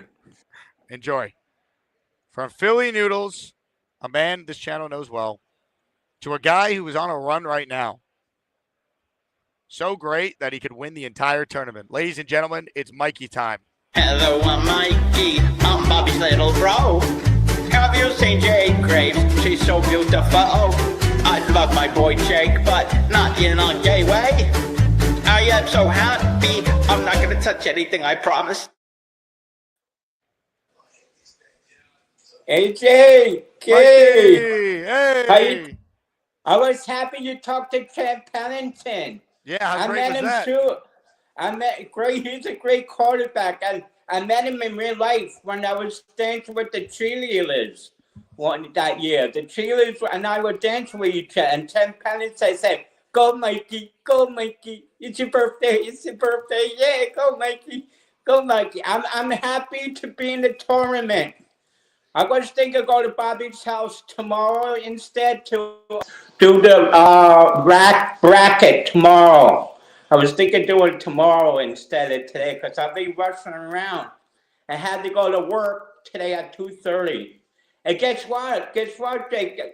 Your friend, right, he says hi to you. I love it. Tell Sean I say hi, all right? Yeah, and guess what? This is what I'm going to do. I'll be nice to Dr. Dre, okay? I have a song. It will rock the house. You know the song, New York, New York? Yeah, sing it. Start spreading the news. Mikey's coming to the tournament because he wants to win it and go to the top because he's the king of the hills. Hey, number one, I just want to have fun in this tournament so I could be on top, climb the top and win the champion of the Jake Show. Because he's awesome. Jake is awesome. And Mikey wants to win this game to win it. He's playing to win it. Yeah. Thank you, Jake. Mikey, you're the man. I mean, we're going to start calling you Mikey Sinatra at this rate. Yeah, thank you. Yeah, everybody will love me. I'll be nice to Dre because Dre's a nice person. You know, I'm just here to win it, baby. Win it to win it. Yeah, that's why I want to win it. Yeah, baby. Yeah. Hey, Mikey, I think you got a great chance. I'm looking at your matchup here. Dre's obviously a fierce competitor, but I think you might actually be a big favorite in this 12-5. Yeah, I'll go sing that to him. I want to see that to Dre. You think he like that? Yeah, I think he would be intimidated. He'd be worried you're going to beat him. Well, what does he do? What he's going to do for me? He's going to bow down at your greatness. All right, that's cool, right? And I'll go come out to the top. And you know, Jeff fans, Eric Glenn is coming. He's getting pumped. I like his news conference. He was a stud, and he was a true stud in the conference room. He doesn't lie. He doesn't take any bull crap, right, Jake? No, he does not. I think he's much. I started like him more than Rex Ryan now. Really? You think? Yeah, because I do love Rex Ryan, but Aaron Glenn grows on me in my heart. Yeah, he makes me so happy. I hope I get the chance to talk to him soon. Hey, I hope you do too, Mikey. Actually, if he's there today, tell him call me up anytime he wants. Yeah. I will, Mikey. You're the man. You have a great day, all right? You too. Jets, Jets. Hello, I'm Mikey. I'm Bobby's little bro. Have you seen Jake Graves? She's so beautiful. I love my boy Jake, but not in a gay way. I am so happy. I'm not going to touch anything, I promise. Please tell me how someone's beating that guy in March. Please. It's incredible. He's a legend. The Midnight Family. They're both 1 seeds next year. I can see it. Thunder Lips in the raffle for 6 with this $20 super chat. Last day to get entered in the raffle. That's why I'm pushing it extra hard. I want people to have a chance to win prizes. Personally, I think this is the best 7 prizes we put together. Obviously, the Super Bowl one was more valuable because we had 2 Joe Namath helmets. But as far as quality of items, I think these 7 items are the best we've done, my personal opinion. My son has been checking the mail every day looking for the shirt you sent. It's cute. I love that Thunder Lips. I can't wait for him to put it on. Great interviews. Listen to some of the Mad Dog over the weekend. Great range. Let me get that Chad helmet. Thunder Lips, you got a shot. Let me tell you, Chad Pennington is the nicest guy, dude. That guy was my hero as a 10-year-old. And here we are all these years later, and he's a great dude. Isn't that awesome? Love Chad. Hit the like button. Comments, questions, super chats. We'll cut the line. More of your calls right now. We just heard from Mikey Midnight. Let's keep the momentum rolling and hear from the great Bobby, midnight. Oh, you know I like the Yankees and the Jets. Can't believe Jake and Roger bet on more than just a hat on Bobby. How you doing, Jake? That was good. funny to have Michael on. I have him going all the way too. You think He's so? gonna win. Yes, I have him going. I got an update on my job situation. Oh, yeah? See, in Vermont, they have this place that you could go in to get help finding jobs, right? So I called up the lady, Melanie, I talked to. I remember her from like 10 years ago. They helped me get the job before there. I didn't think it was the same place, but it was, because I recognized the voice. So she said to me something to fill out, and I mail it back to her. Then they set me up appointment to, go over things. So I'm on a road. That's good. It's like, You're gonna find something. yeah. They'll help me out get a job because Excellent. I'm getting old. I don't think I could do it anymore. Getting old and by myself. I got the Holly Inn job. I don't know if that was luck or not. So this is a good path I can make. Somebody suggested to me. That's great, Bobby. Look, as long as you take steps every day, try and find the job. You make finding a job your full-time job till you get it, and you're going to be in a good spot. part-time. Yeah, it doesn't matter. Any job is better than no job. Yeah, I need a part-time. I can't get over like 24 hours a week. So, but 24 hours will be. You got this, Bobby. Good job. Yep. And then that Chad Pennington, we did meet him in person, me and my brother. Did you watch my interview with him? Yes, it was very good. You did good. And then also the Mike Tannenbaum was pretty good. So you're a great interviewer. I'm telling you. You ask very valiant questions. Thank you. On stuff. Yeah. You got, like yesterday, that was a pop-in interview you had with, what's his name again? The guy from ESPN. What's his name? Guy. Who does all the, you talked to him yesterday. Oh, what's his name? What? Sorry, I was answering a text from someone. That's fine. The biggest, the biggest guy you had on yesterday. Chad Pennington was the biggest guy yesterday. No, the other guy from ESPN that. Ian Rappaport from NFL Network. Yeah, I like him. I like Ian Rappaport. Yeah, that was like on spot interview. You had a great time. Yeah, that was fun. Yeah, I enjoyed that too. Yeah. All right, so I'd like you get to other callers. You say you have another surprise coming on? I do have another surprise coming on. Just might not be live. It might be later. Stay tuned. Oh, okay, no problem. We'll talk to you soon. All right. I'm glad it's not a problem for you. No, I know. I'll see you later. All right, goodbye. Hi, everybody. This is Bob from Vermont. I am Bob, of course. Bob from Vermont, the Midnight Brothers, back to back, belly to belly. T. Rivera, super chat, cuts the line. Jake, you one-on-one versus Costello. I got my money on you. You know what, Jake? I have a feeling Glenn and Muji have something cooking coming soon. Albert Breer, everybody. There he is. Albert, do you have 3 minutes? Yes, you do. I know you do, Albert. All right. Thank you very much. Tried, guys. That was not the big guest I'm referring to, though. I don't think they're going to trade up for a quarterback, T. Rivera. But I did want to ask Tannenbaum about trading up for Sanchez, because after Favre left, that's what they did with a first-year coach in Rex Ryan. So Rodgers is gone. Packer legend, gone. With the Jets trade up for a quarterback, because I don't think they're going to be able to get someone good at 7. I don't. Comments, questions, super chats. We'll cut the line. Nate says focus on Bobby. Nate, kiss my ass. No, I'm just kidding. Let's see. By the way, T. Rivera, your $5 super chat, I will note you'll get in the raffle for one.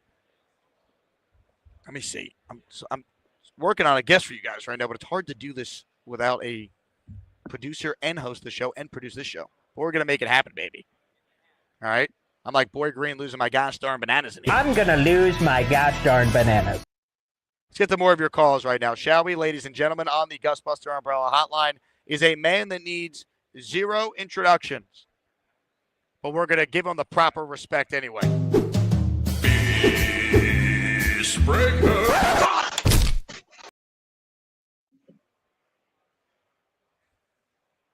Beast, why can't we hear you, buddy? I want you as my tag team partner, and we'll form ourselves as the Mob Boys. We're mean, we're big, we're bad, and if you don't pay up, you know what's gonna come next. Either this or a baseball bat across the knees. I like your spirit, kid. Go get that son of a bitch. And, I got something for you, bro. There's gonna be a big surprise coming. See, the Mob Boys are in town. Just because you're from Florida, we're New York bound. We're hungry, and we take out losers like you for breakfast. Except you know how I like my breakfast? A nice hot everything bagel with a hot cup of tea. That's my way of going. And if you want to get on the battlefield and put the gloves on, how about you get your ass in my ring? We'll go 10 rounds of boxing, and we'll have Jake as the referee, and we'll have a couple of those guys outside with the cue cards and saying round one. Ding ding ding ding ding. So how about it, big girl? You want to get the gloves on and get in the ring with me? Come on. 10 rounds. Let's see if you're a man. If you're not a man, you go put some whitey tighties on and find yourself walking. Because next time you get my ring, you're going to see this. Left hook, right cross, right across the temple. And a knockout of 1, 2, 3, 4, 5, 6, 7, 8, 9, 10. You're out. And I'm going to walk away.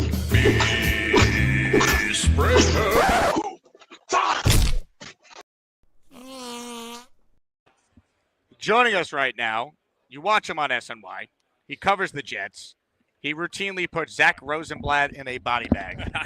It's our friend Connor Hughes, who covers both the Jets and the Giants. Yeah. Connor, thanks for coming on the show. Yeah, no problem at all, man. Thank you so much for having me. Now, you were supposed to come on yesterday, but I'm glad you didn't because I checked my time up today, and it is the 1-year anniversary of the last time we did an in-person interview. There we go. All right, also, awesome. of course, at the Combine. Sweet. Yeah, that's cool. So we got a lot to talk about here. Yeah. I want to ask you, with the press conference on Tuesday, you and I caught up a little bit afterwards. What were your impressions of both Aaron Glenn and Darren Muji's second time with the media since, of course, the introductory press conference? Yeah, I think Glenn is very Parcellsian. He's somebody that you can tell he's not going to take any BS. He's not necessarily going to play the game. And I don't think that's I hate the media. In fact, I actually talked to some people down here in Indy and around here in Indy about that. Like, it's not, like I saw people like, oh, he's not going to take BS from the media. It's not that. That's just who he is. Like, he's just very direct. No time for BS. If he doesn't agree with something, he's going to let you know. And I think guys respect that. With Muji, I think just from a personal standpoint, he seems like a really, really nice guy. And I've gotten a chance to talk to him a handful of times here. Just shooting the crap, like just family stuff. And you didn't ask him, hey, how close were you to actually keeping Aaron Rodgers? Yeah, no, that was never going to happen. But I've got that info, but not necessarily from those conversations. So it's so early on. It's one of those things. It's you're not, whenever you're getting to know a guy, it's not like you just, some reporters do. It's not my thing. You don't just come out guns a-blazing with like, did you order the code red? Tell me your secrets. Yeah, it's not that. It's a long term. Yeah, it's a long relationship building process. I mean, like, this guy doesn't know me from a hole in the wall.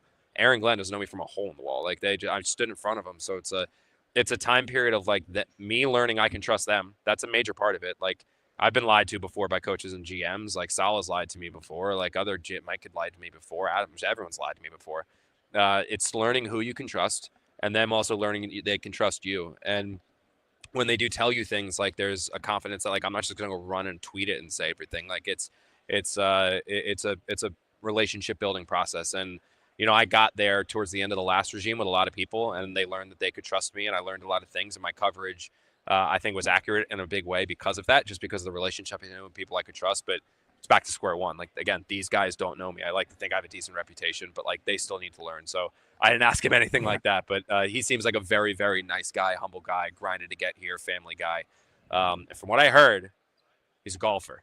So I don't know if you know this. Talking about that, I learned his brother's a golf agent. Yes, represents Wyndham Clark. Yeah, that's where I picked up on that. So I'm I honestly I will if assuming that is true, which it obviously is. I will be having zero desire in getting any Jet scoops. I would just like him to get me on golf courses. So I'm sorry, SNY. I'm sorry. I'm taking a step back from breaking news. Well, I think it's actually like an enlightening process for Jet fans to kind of learn like the ins of like your line of work and how you form relationships. Yeah. So like you said, you've been lied to, but you mentioned solid. Like what's an example of like when that happens? I don't want to go into it's like, but without like saying maybe what happened, but like that happens. Obviously, it makes you look bad if you find out you're being lied to. How do you address that with your source or with the person that gave you the false information? Yeah, that's probably strong. It was more just like, sometimes you find out information and it was very early on in Robert's tenure. And I remember we had a conversation about it. It was just like, and this isn't just him. This is everybody. Like this is GMs I've worked with. This is the other people in the Giants I've done this with. It's just very common. Like if you get information like that they don't necessarily want out, or there's like a panic that like, oh my God, you found information I didn't want people to know about. Kind of like the defense mechanism is to be like, that's not true.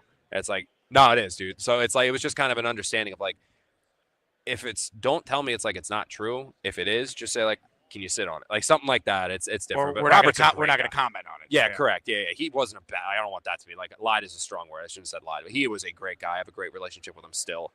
Miss him, wish him the best of luck, and still talk to him regularly. So no, it's just one of those things. I should have said like more like they get a little defensive when you get stuff that you don't necessarily want out.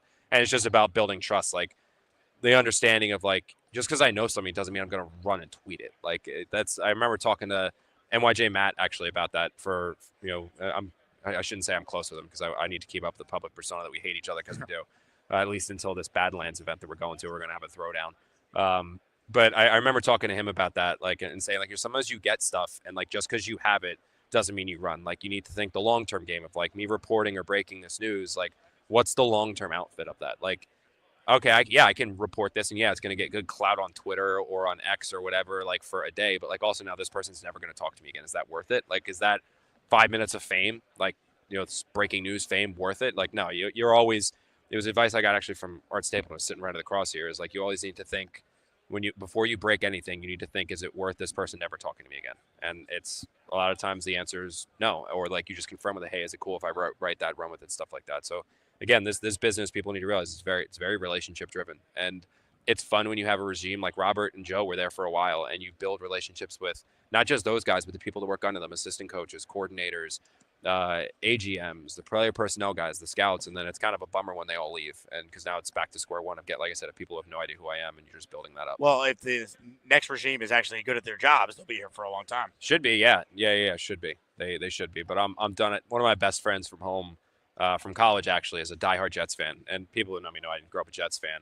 Probably watches the show if he's a diehard Jets fan. Probably does. Let's yeah. hope. Shout out Joe Lacalandra, one of my best friends from college.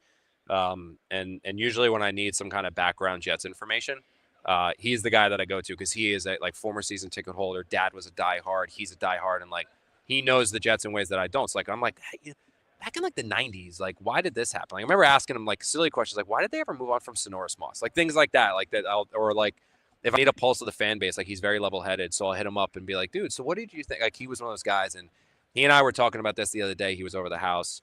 And I said, I was like, bro, and he felt the same way. Like, I'm done speculating or assuming or thinking I know what's going to happen. Like, where in terms of like, is a quarterback going to be good? Is a coach going to be good? Is a GM going to be good? And he put it to me perfectly. He goes, dude, I'm in the boat. Just win a damn game. Just go win damn football games. I'm done thinking, or like, oh, this guy's got the right approach in free agency. This guy's got the right approach in the draft. Oh, he knows who he's supposed to pick. Like Joe said the same thing. And I was like, I'm there as a reporter. Like, I'm done thinking I know. And I think when things failed with Joe Douglas, that's when I was like, you know what? I just need to see it now. Like Joe was created GM in my opinion, like came from the perfect background, was a good person guy, longtime scout, paid his dues, was with two wildly stable organizations and two of the best that ever do it in the Ravens and Eagles. And he comes here and it didn't work. And like when that happened, like I think Muji, like I said, Muji's a great guy. I can tell you that about him, like great family guy, great guy.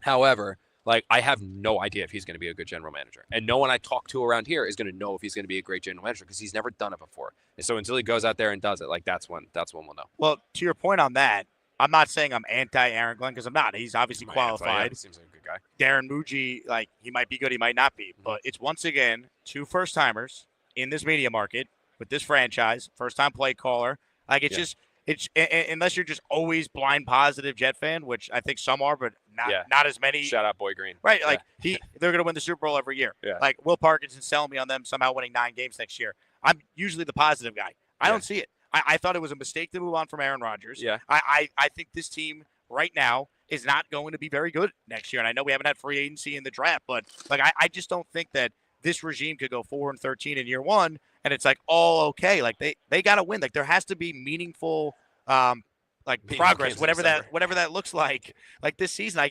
You can't sell me on a 5-win season and it all is well, because then we go into 2026 if they don't have the quarterback by then there's a rookie starting. They don't make the playoffs year one with a rookie because of growing pains. We're in year 3, they're already on the hot seat. Like you don't get forever in the NFL. Joe Douglas had 6 years. He had more than enough time. It didn't work. This regime is going to get at least 2 before people start saying, well, what's the deal if they don't win in these first couple years? I don't think there'll be a honeymoon period.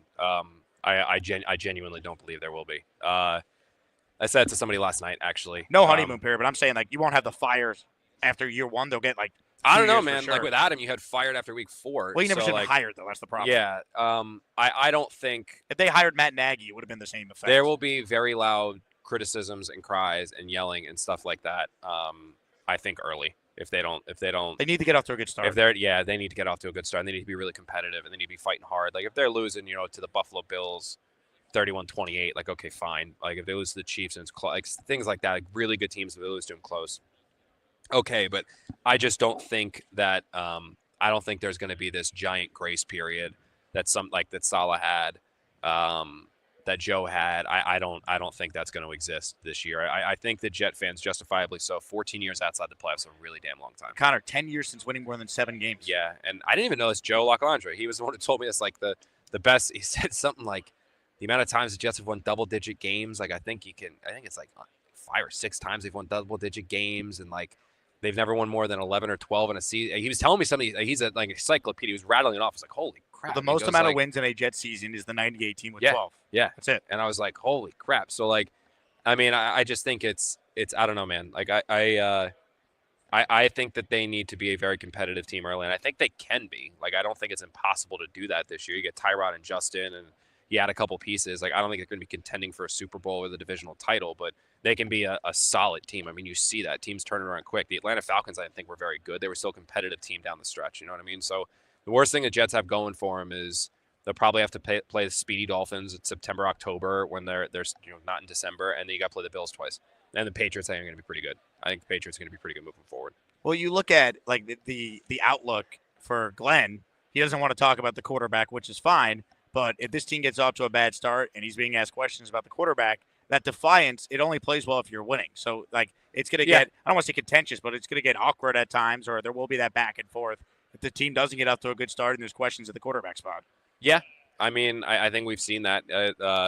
He's been a little defensive to start. That also is describing it's just who he is. Like, it wasn't defensive.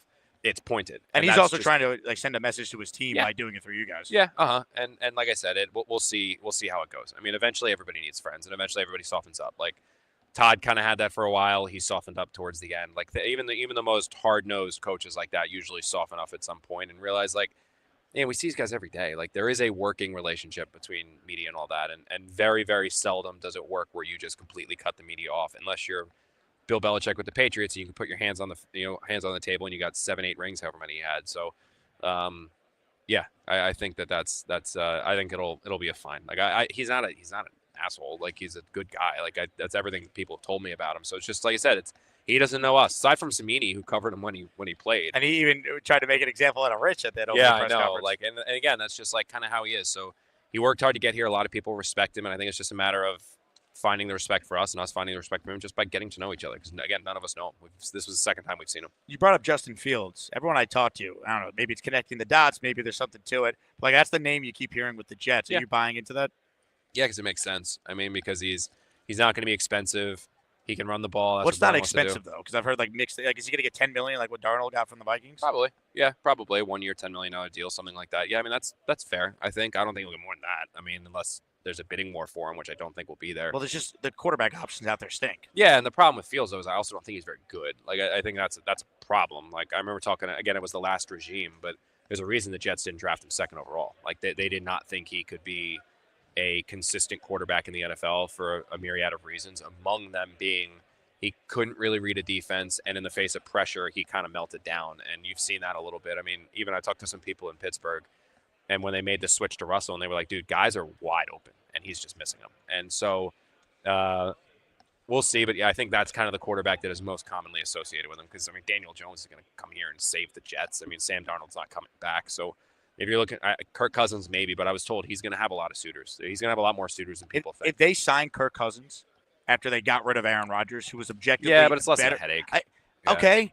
Less of a headache. If Aaron Glenn is just phenomenal leader of men and all this stuff, he can't, quote unquote, reel in Aaron Rodgers. Like, but it's I'm sorry, everyone says Aaron can still play, and then it's like, let's get rid of our best option at quarterback. Yeah, but they really wanted to turn the page. I mean, this was such a not dysfunctional, but just a disastrous, like demoralizing era of Jets football. They just wanted to turn the page, and I get that. Like they wanted it, and that's why every coach was fired. Every coach is gone except for Sean Jefferson, who just has a long-standing relationship with Glenn. Like, they're changing up the front office too. Like they just want to start anew, and they don't want anything from the last era. They don't want anything going back to the way that it was. They want change, and Aaron was a big part of that. Your thoughts on a Garrett Wilson extension this offseason? Yeah, I saw that. We'll see. Talking to some people, I have a feeling like, and I'm not gonna say that yet because I gotta talk to some people actually with the Jets before I just go saying what other people are talking about. But it could happen. I think there's some interest there. Certainly some interest. I think with Garrett's side, it's just like, commit to me, I'll commit to you. Like I think that would be his stance on it all. Like you commit to me, I'll commit to you. Done. Like that's fine. But typically players want to get paid when they're on a rookie deal. Like and also, but also like, I mean, yeah, correct. And so we'll see if it ends up getting done, or if this is like, we'll see if it ends up getting done. I'll have something on that this week. I just need to do a little more digging. Again, it's talk about reporting. Like I can tell you what one side's telling me, but you kind of need to get the team side of it well, and then find the truth between the middle of it all. So without playing guess the source, if you're saying one side saying it, is that the Garrett side? Because no, I didn't talk to Garrett's side. No, but like there's several people that have agents that have met with the Jets and stuff like that. So we're in the combine, dude. Rumors are rampant. So it's just kind of like you just figure out. Like I got to just talk to some more people. I know I say it here and I'm learning. I'm mature. I'm a mature Connor now, finally at 33 years old. I know. You don't have a good old boy green aggregation. Yeah, my boy. I just don't want to say it now, have this get clipped, aggregated before I do. Like, I want to have every I dotted and T crossed before you just go and say something. So I'll have something before, Thursday. I'll have something before the end of the week and probably do some for SMY and all that stuff. But I just, I kind of I got to do a little more homework before just going. Like, there's a lot of stuff in my phone right now of stuff I've heard and stuff I've talked about and things people have told me. You got to find the truth of it all, and you don't usually run with one source on it all. Connor Hughes from SNY with us here. Nick Shine writes in, great week of content, Jake. Thank you, Nick. You're in the raffle for 3 with this. Keep up the great work, and big fan of Connor. You have at least one appreciate fan you, man. watching. There we go, one. You and my mom. As far as Sauce Gardner, though, right? We talked about Garrett Wilson. Sauce is active on social media saying he wants to be a Jet. I mean, he's obviously still a very, very good player. Didn't have the year he had his first 2 years. Mm-hmm. Is Sauce Gardner someone that you think would sign an extension now? Because if they wait a year, the only risk you run if you're the Jets from a financial standpoint is Glenn gets him back to being a first-team All-Pro corner, and it costs even more a year from now. Yeah, I think Sauce is the easiest deal to do. And the reason why I think Sauce is the easiest deal to do is because, say what you will about his quote-unquote down year last year, he's a 2-time first-team All-Pro. It's freaking hard to do. And so no one's ever done it to start their career at that position. And he's a stud. And he's a great guy in the locker room. He's a person you want to build your team around. So I think his contract is very easy because you say, okay, who's the highest paid corner? Sauce gets more than that guy. And like, if you want to go like, I don't think it's going to be an exorbitant amount more, but it's going to be a few $1 million more than whoever the highest paid corner is in both APY and guaranteed money. And then if he wants a shorter deal so he can double dip, kind of like DJ Reed did. I think he did brilliantly. I mean, he's going to be literally very rarely do you get 2 contracts in the NFL, and he's going to get 2 big contracts. But he's an easy one to do. I think the harder extension to do is Garrett, because I don't think I love Garrett, but I don't think Garrett is like the number 1 receiver in the NFL. Like he's not Jefferson. Like there's a Jefferson is a freak, you know what I mean? And Chase is a freak. And Garrett is, again, like, is he top 5? Is he top 10? Like, he's a tremendous player, but like when you're paying him, like, I don't think he's going to get Jefferson or Chase money. How about Jalen Waddle money? Oh, he's better than Waddle. Yeah, he's absolutely better than Waddle. So he should. But again, that's like, where does his and also what does Garrett feel like he's worth? Because in Garrett's stance, I'm sure if I talk to him now, I'm sure what Garrett would say would be, dude, look what I did with no quarterback. Like, give me Joe Burrow and watch what I can do. You know what I mean? Like, give me Kirk Cousins, who's still, I don't like Kirk Cousins with the Vikings. Yeah, not literally. I know. But Kirk Cousins, give me Kirk Cousins or Sam Darnold with the line. Look what I can do. Like, I would be maybe he's putting up 1,700 yards a year. Maybe I would be saying, yeah, hell yeah, he's Justin Jefferson. So like, I think it's going to be a harder contract to do because I don't think it's as cut and dry as like, here's $30 million, $35, $32 million annually, go get it. Like the Jets still have to be financially responsible. And if they're saying, okay, Garrett, we believe you're the 7th best wide receiver in the NFL, hypothetically, total, like 6th, 7th best wide receiver in the NFL without thinking of the wide receiver, just a hypothetical number, not saying Garrett's the 7th best wide receiver in the NFL. If the Jets were to say that though, hypothetically, like, okay, so we're going to pay you that much money because that's where your contract falls in. Is Garrett going to look at that and be like, no, like I can get more like that. So I think that's harder because it's not as much as like, who's the best wide receiver, pay him more than that. Like, I don't think it's that simple like it is with Sauce. So that's one that's going to be a little bit more interesting to see how it plays out. When Gardner's one, I think it's just a simpler negotiation. You're one of the 1,098 people watching on either X or YouTube. Hit the like button, especially if you're on YouTube. Ask away your questions for Connor Hughes at SNY. Fiore with a comment here. He gets 3 raffle entries with this super chat. Why Fields when Tyrod's better? Why not Tyrod and maybe Cooper Rush with a rookie behind him? Fields is at best QB2 right now. Confusing why he'd be an option when he isn't a good quarterback. I mean, neither is Cooper Rush. Like, but at least Fields gives you an option to run the ball and he's 25 and yeah, the Jets are going to be a run-oriented team. Like they are going to. They should have been this year. Yeah. They had like the Keith. Aaron checked out him a lot. Maybe Keith Carter's a nice guy. It was the run game coordinator, and they had no ability to run the football. Brees Hall had 0 games with 20 carries or more. That's not because they couldn't have. That was because they had run plays called that were checked out of. So, but at the beginning of the year, they had no ability to run the ball when they were running. Whatever Hackett was calling it there. Yeah, well, that was you just hit the nail on the head there of what was wrong. But they, I just think Fields gives them more of a run pass option. I think he's a little bit more mobile. Cooper Rush is so uninspiring. I mean, I haven't looked into that. I haven't talked to Cooper's agent even or anyone at the Jets to be like, hey, are you looking into that? But Fields is the one that I think just would give them more. And then I don't rule them out targeting a quarterback in the second round. It's worst case if the quarterback in the second round you hit, awesome, like the Eagles did with Hurts. If he doesn't, okay, you wasted 1 second-round pick on a quarterback that didn't work, and then you can go still get a quarterback in next year's draft. What about trading up from 7 for a quarterback? Are you buying into that? Those rumblings? No, because I don't think either of these 2 quarterbacks are worth a top 3 pick. I think everyone I've talked to has said these guys are mid-first-round picks, late first-round picks, the guy that you trade back into the first round just because you want the 5th-year option. Like, that's how they describe these Shedeur and Cam. And, again, that's pre-draft analysis. Like, one of these guys turns out to be a franchise quarterback, and they'd be like, cares if you moved up aggressively to get him. But I think I would be a little surprised at this point in time if the Jets moved up. I just don't think I would be surprised. I'm not, again, like I got to do more homework on it, but at this point in time, just my own common sense, my own personal opinion, I would be surprised if that's something they did.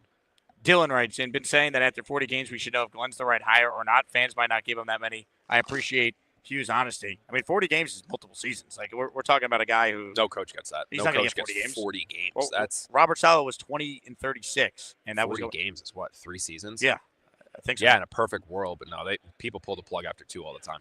Well, I mean, it's not his fault that the playoff drought's 14 years, but you can't go 2 straight years at the playoffs and have people like not questioning your job. Right? I don't care. They'll question the job after 8 games. Ralphie with a super chat for you, Counter. He says, do you see Rodgers signing with the Giants or Fields with the Jets? Seems like natural fits for both. Yeah, I think the Giants. I think that's Giants. Last night I was hearing that's more Giants' interest in Rodgers than Rodgers' interest in the Giants. Really?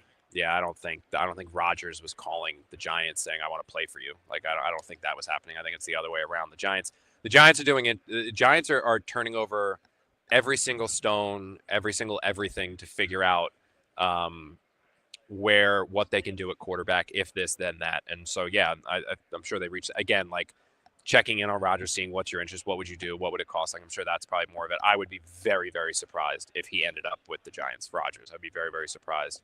What if they're the only team that's giving him a chance to play? Then, yeah, we'll see. We'll see how much Aaron just wants to play, or if he's like, again, does he really want to end his career getting his teeth kicked in? But with the Giants aren't going to be competing with, or like, he wants to win. That's why he came to the Jets. He doesn't want to just play. He wants to win. And the Giants aren't going to win the next 2 years. Aaron could be an MVP for the Giants, like played his MVP level. I don't think Giants are going to be better than the Eagles. Not going to be better than the Commanders. Like, so I just don't think that makes any sense. The Rams make sense. I just don't know if the Rams want him. Like, that's a big, like, Mike LaFleur's over there. Like, Aaron had issues with Matt. Matt had issues with Aaron. Like, Mike is his brother, you know what I mean? And also that's the whole Kyle Shanahan, Matt LaFleur coaching tree. Like, I'd be a little, I don't know. Like I said, we'll see. Maybe things change if Stafford gets dealt and all that stuff, but I think that would be a little surprising to me. Mike D's nuts, right? That's his actual name, by the way. Government name there. Thoughts on Breece Hall? We're gonna learn this year. I think it's too much to just. I think we're talking about contracts. Like, I don't think he's someone you just pay.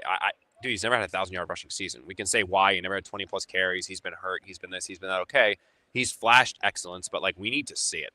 And like he ran a little timid last year at times. I know he had a knee injury that was pretty severe and probably should have sat some time, and maybe that would have helped him. But I think we're at a crossroads in Breece's career where we're going to find out, is he a good running back or is he the MVP caliber running back, Saquon Barkley level running back that the Jets once thought he was going to be. I thought we were going to see that last year. We didn't.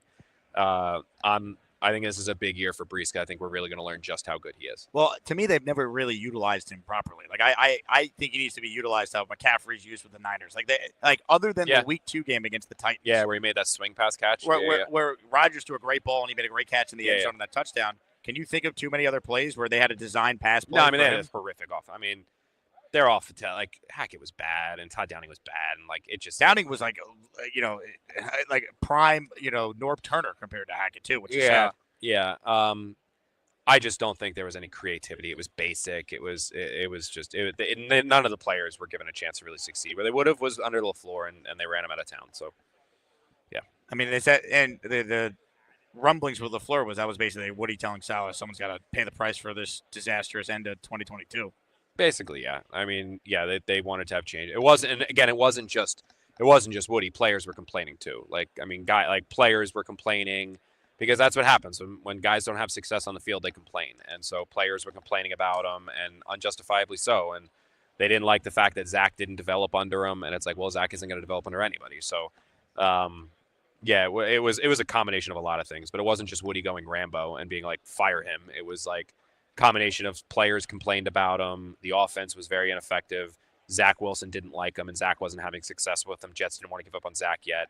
And Mike, unfortunately, had to pay the price. But Mike's a really damn good offensive coordinator. And I'd ask you this, Jake, like, do you remember like when that final 2 years with Mike and especially even his last year, he was designing plays that were getting copied by other teams. Like some of his trick plays and his unique things that he was coming up with out of his head where he was watching high school film and seeing his teams going, hey, we can implement that. People were literally copying Mike's plays. When was the last time anybody copied anything from a Jets offense? Like, they were seeing things the Jets were doing under Mike LaFleur and implementing it in their own scheme. Like, remember the Braxton Berrios, like the play where he threw it backwards and all that crap? They were copying him.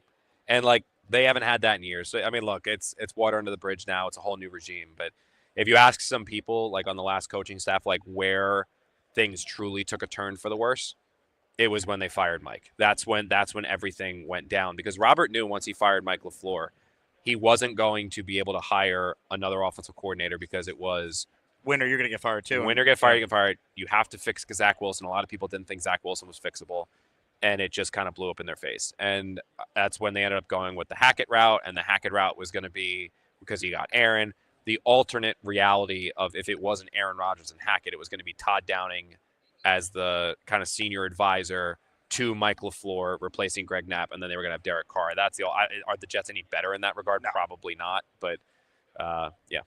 Well, if you remember, if Mike White doesn't get hurt, they probably make the playoffs. They make playoffs, yeah. So, like, that was the big thing, because by the time he got back for that Seattle game, he wasn't right, and they went 3 straight games to the end of the year without scoring an offensive touchdown. And the way that offense worked with Mike White, it's like, see? And Josh Johnson and even Flacco for a little bit. Yeah. Flacco's biggest issue was the line. The Jets line at the time stunk. And Flacco couldn't move. Yep. If you put Flacco behind this current Jets offensive line, I think he probably would have some, especially that year when now he's older, but older even than he was then. But like, I think he would have had some legitimate success, and we saw that in camp. Like, it was written, and people like got very annoyed at it, and you had to kind of be careful with the way you said it. But Flacco was very obviously the best quarterback in Jets camp those 2 years he was there. Like, very obviously the best quarterback that they had. I mean, he was just sorry, you're good. He was just flinging. YouTube now, right? You draw me on ESPN. Yeah. I'd be like, oh no. Yeah. He was flinging the ball around. Like, he was flinging it around. And, like, I remember it might have been LaFleur I was talking to about it. And, like, he had said, like, dude, he looks good. Now, the problem in games when there's a live pass rush is, like, well, now he's got to move and he can't anymore. Right. But, like, he could throw the ball and whip it around still. And I think if you had this offensive line with Flacco, they would have been really successful. But, you know, it's funny with Mike because I genuinely believe, and I was hoping he was going to get another opportunity to be an OC. Like, there were some rumblings there about him potentially joining Vrabel as the offensive coordinator. I think that Mike's wife would probably kill him if he moved her out of LA to go to New England. Like they are living the life out there and loving it. And, he's working with McVay and Stafford and all that stuff. But I really, really believe that he can be a hell of an offensive coordinator. And I hope at some point he gets a chance to do it. Like calling plays, as a play calling and then potentially a head coach someday. Do you think Mike LaFleur put the kibosh on Nick Haley being the Jets OC for Aaron Glenn? No, I don't think Mike went, you don't want to go over there. No, but I know that Caley, obviously, from working with Mike and a number of other people, and just from making phone calls, he knew all of the dirty laundry and all of the things that went wrong the last couple of years. And again, there's not really a ton of, because he went to Houston, right? He went to the Texans. Yeah, so if you think about he's weighing his options, there's no quarterback here. There's no clear-cut way to get a quarterback here. The last offensive coordinator in Mike LaFleur got fired because he didn't have success without quarterback, because he didn't have success. So now it's wait a minute, the guy I'm literally working for now got fired because he wasn't able to have success without a quarterback. So I'm going to go to the team now where there's no option to get a quarterback and try to so I'm sure, that played a role in that. Somebody had told me, it wasn't Mike, but somebody had told me that Caley knows everything that's going on with the Jets organization. I would be floored if he took that job. And so he didn't. I mean, he went to Houston. He's going to work with C.J. Stroud and Collins and Dell and all the other guys. Well, when we bring up the organization, right, we bring up what happened. Do you actually take Woody Johnson at face value that he recognizes he needs to be a, quote, better owner, that he's going to let Glenn and Muji have free reign to run the franchise the way they see fit? We'll find out. I mean, I don't know. I think the NFLPA grades that came out, that should be a wake-up call. You're the only one that got an F, and he acknowledged that he needs to be better. Now we'll see.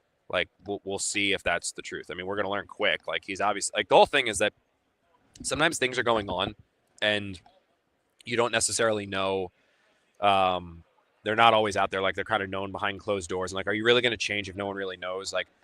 Unfortunately for Woody is a lot of the things that were wrong with the Jets were kind of exposed to the public, and the world then found out. So that's a really humbling time, and that can be a really eye-opening experience, and that would evoke change.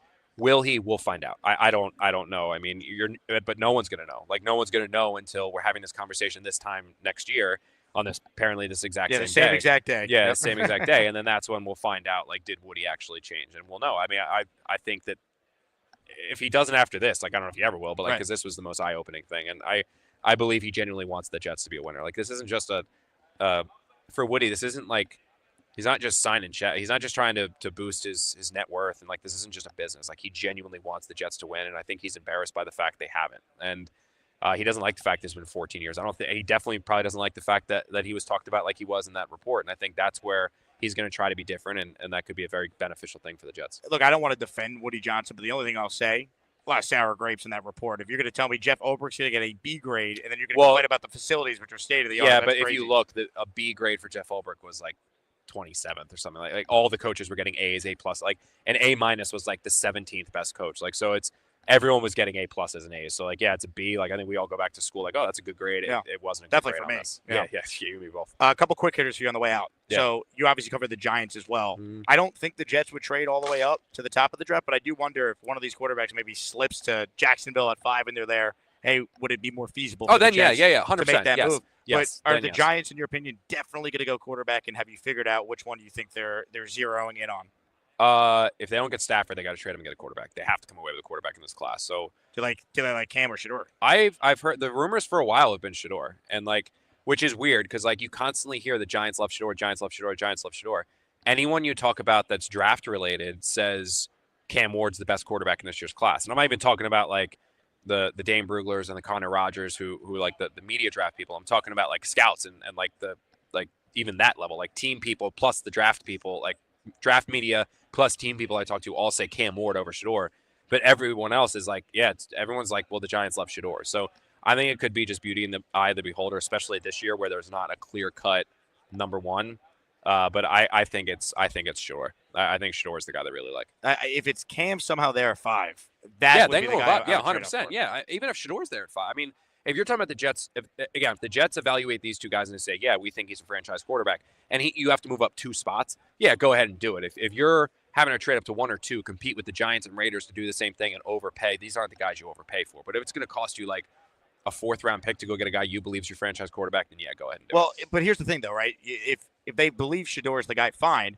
But isn't part of the reason they're telling everyone they're moving away from Aaron Rodgers is all that comes with him? And then here's a guy in Shador Sanders. His last name is Sanders. He has his own podcast. He has his own Radio Row booth where he's doing the show from. He's got a 5-6 person entourage that follows him everywhere with cameras. Like, I'm not saying that that's bad if you play well. It doesn't matter. But, like, to me, it'd be like a direct contradiction on part of the reason we're being told they had to move away from Aaron Rodgers. Yeah, I can't. I have no idea if the Jets like Shador or not. I don't know. I again, like I said, I probably, if not everyone in that building got fired, maybe I'd be able to tell you. Like I said, I've known these guys for a month, so like I can't tell you if they like Shador, if they like Cameron. I have no idea. But we'll yeah, I guess that wouldn't make sense, but I can't comment on that just because I don't know. Honestly, Jake, I just had no clue. All right, prediction time. Yeah. Week 1, starting quarterback for the Jets. Yeah. Pick 7 in the draft or whatever they do in the first round selection for the Jets. Yeah. Tyrod and Tyler Warren. I'll go with that. All right. Tyrod and Tyler Warren. Unless that kid, the Mason Graham, unless Mason Graham's there, but I don't think he's going to be. No, Ted McMillan at 7, take a receiver. Maybe that makes sense too. That would make sense as well. I'm so bad. I'm so like not draft guy. You got the wrong Connor on for that. I'm so like I hate the draft. I had the other Connor on 2 days ago. I'm so not draft guy. Like I hate it. I hate the draft. Like it's such a you know what show. Todd Bowles called it first. It's an educated crapshoot. No one knows. No one. If anyone knew, everybody would have franchise quarterbacks and every player drafted would be great. Nobody knows. Like, and what's the hit rate? Like 30% if you're amazing. So like for me, it's like it's like yeah. Okay. Like I'm the worst. And I've been like that since I was a kid, man. I've always hated the draft. I'm like, no one knows. I'm done thinking these guys are great and they're not. Thinking these guys are not great and they turn out to be studs. Like all that stuff. Like, everyone was ripping the Falcons to the high heavens for drafting Michael Penix. And now if Michael Penix is a franchise quarterback, it's like, well, Bo Nix, oh my God, he went 12. Right. Took him to freaking playoffs. You know what I mean? So like no one knows. And it's like even the people that like think they do. Like that's why what the Eagles are doing with his like predictive analytics. That's like the brilliant thing. I think what they're doing, predictive analytics, everyone should just pick from their front office and hire those people. Alec Hallaby should have been again, Aaron's like, if I was picking GM, I would have gone Hallaby after what I learned about him, just because of like the way that he views the game is so different and new. And I'm like, that's what I want in my building. Like be progressive and new and go where football is going, not where it's been, or not where it is. And I think that would have been a good one, but we'll see. Connor, it's an annual tradition. Yeah. Come on at man. the combine on this very specific day. Absolutely. Appreciate you hopping on. And I know you have a digital show with SNY. It's on YouTube. Yes. It's on podcast. Yeah. Plug it to the biggest Jet audience right now. Yeah, hell yeah, man. Jets Class and Jets Final Drive. We're on YouTube. We do the Jets Class is pre-produced. But Jets Final Drive like this is a live show. I absolutely love doing it. Do Jets Final Drive with a rotating third guest, and then Janae and I, and then Will I ever get the invite? Or Oh, yeah. We're gonna keep having Dolphins fan. I love him. My guy John Jastrzemski's getting on a Jet show talking about our team. We'll get you on. We'll get you on because we have that rotating there. We've had MYJ Matt on the show, and Jets Class is a blast as well. It's Sam and everyone who plays a huge role in that for us. They're great, and like they play so much of a role that I think like that's not like I take credit because I'm like the front, or I get credit because I'm the front man at Jets Class. I literally, between Brian and Jeff and Sam, I have nothing to do with like the segments they come up with and the creativity and the way they produce it. It's absolutely remarkable. So they make that all fun. And then Janae and I have a really good time on Jet Final Drive where it's like this, like an avenue to kind of rant and rave and get back in front like a podcast type thing just with a digital show. And I love it. So yeah, if you guys want to watch that, it's on YouTube and then X and everywhere else they provide it. So it'd be great. You're the man. Appreciate you doing Appreciate you, dude. Thank you so much, man. Connor Hughes from SNY. Quick break. We're back with more before we wrap up our show live from Radio Row here at the NFL Combine.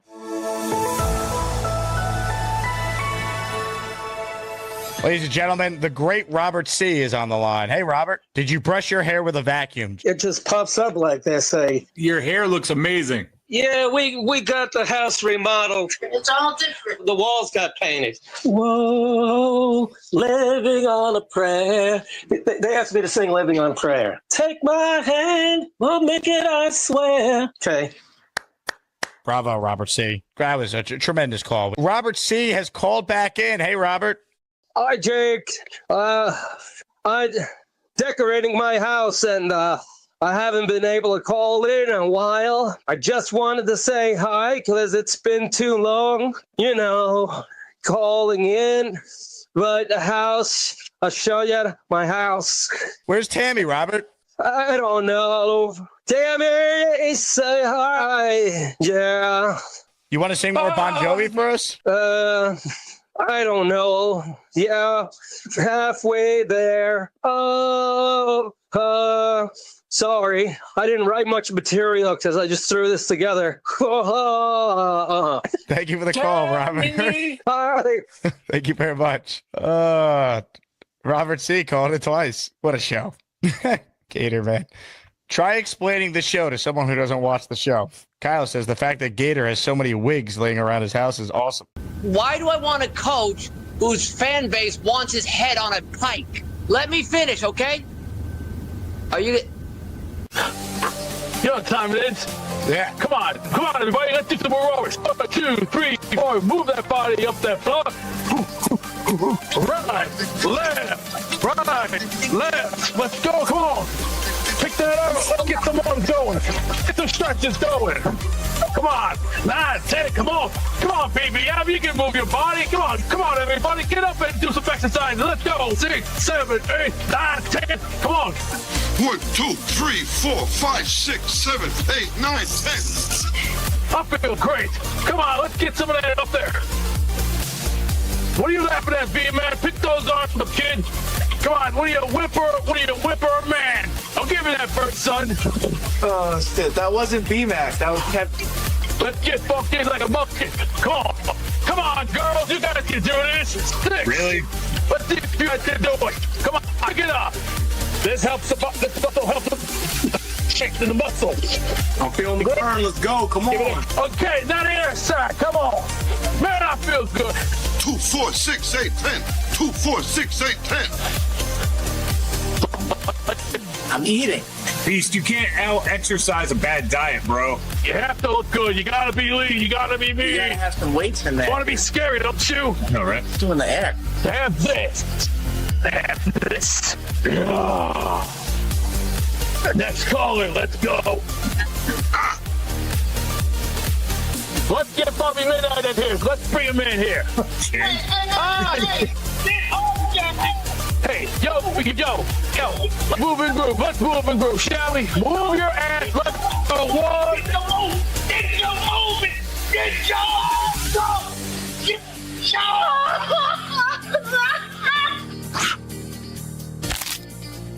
Great job, Beast. Way to inspire people to get healthy on a Saturday. And this is my nanny, babysitter, assistant, helper lady. Hello. Hello. She goes to Oklahoma. Morgan, how long have you been a nanny to Decker? 3 years, since 2021. Wow. Yeah. You and Gary's wife have done a great job because there's no way Decker turned out the way she did because of Gary. I'm just catching up on some of the comments here, and this is for everyone. You know who you are. Calm your freaky down. Just saying. Eric says, good thing Jake didn't put Bobby on. Could you imagine? Some of these comments, man. Jake, you don't want to read the comments. Oh, it's true. I can't even read these comments, man. You guys are terrible. Gary, what are your thoughts on everyone seemingly being a big fan of your nanny? She's fantastic. She's the best. She is. That she is. Yeah. Thank you for the time. Gary's nanny needs her own emoji. This chat is going wild today, folks. All right. This is for all of you. I like good-looking chicks in that family. Wow. Bobby. Oh, yeah, baby. Things are about to get crazy here on the Jake Asman Show. Calm your freaky down. Sometimes we try, but that freaky just take us over. Give him some of your loving voice. Oh, yeah. Hide them kids. Again, leave your damn freaky down. Too sexy. you gotta chill, man. Richard Todd is watching the show in delay, says, just saw Gary's nanny. Interesting. What's so interesting about it? Top Cat says we need Scott to normalize the chat again. The Jets? Yeah, they couldn't beat the Patriots. You come into this house and bring up the Jets? Do you know how much disappointment I have had to live with from the Jets? You've lived with disappointment? Are you serious?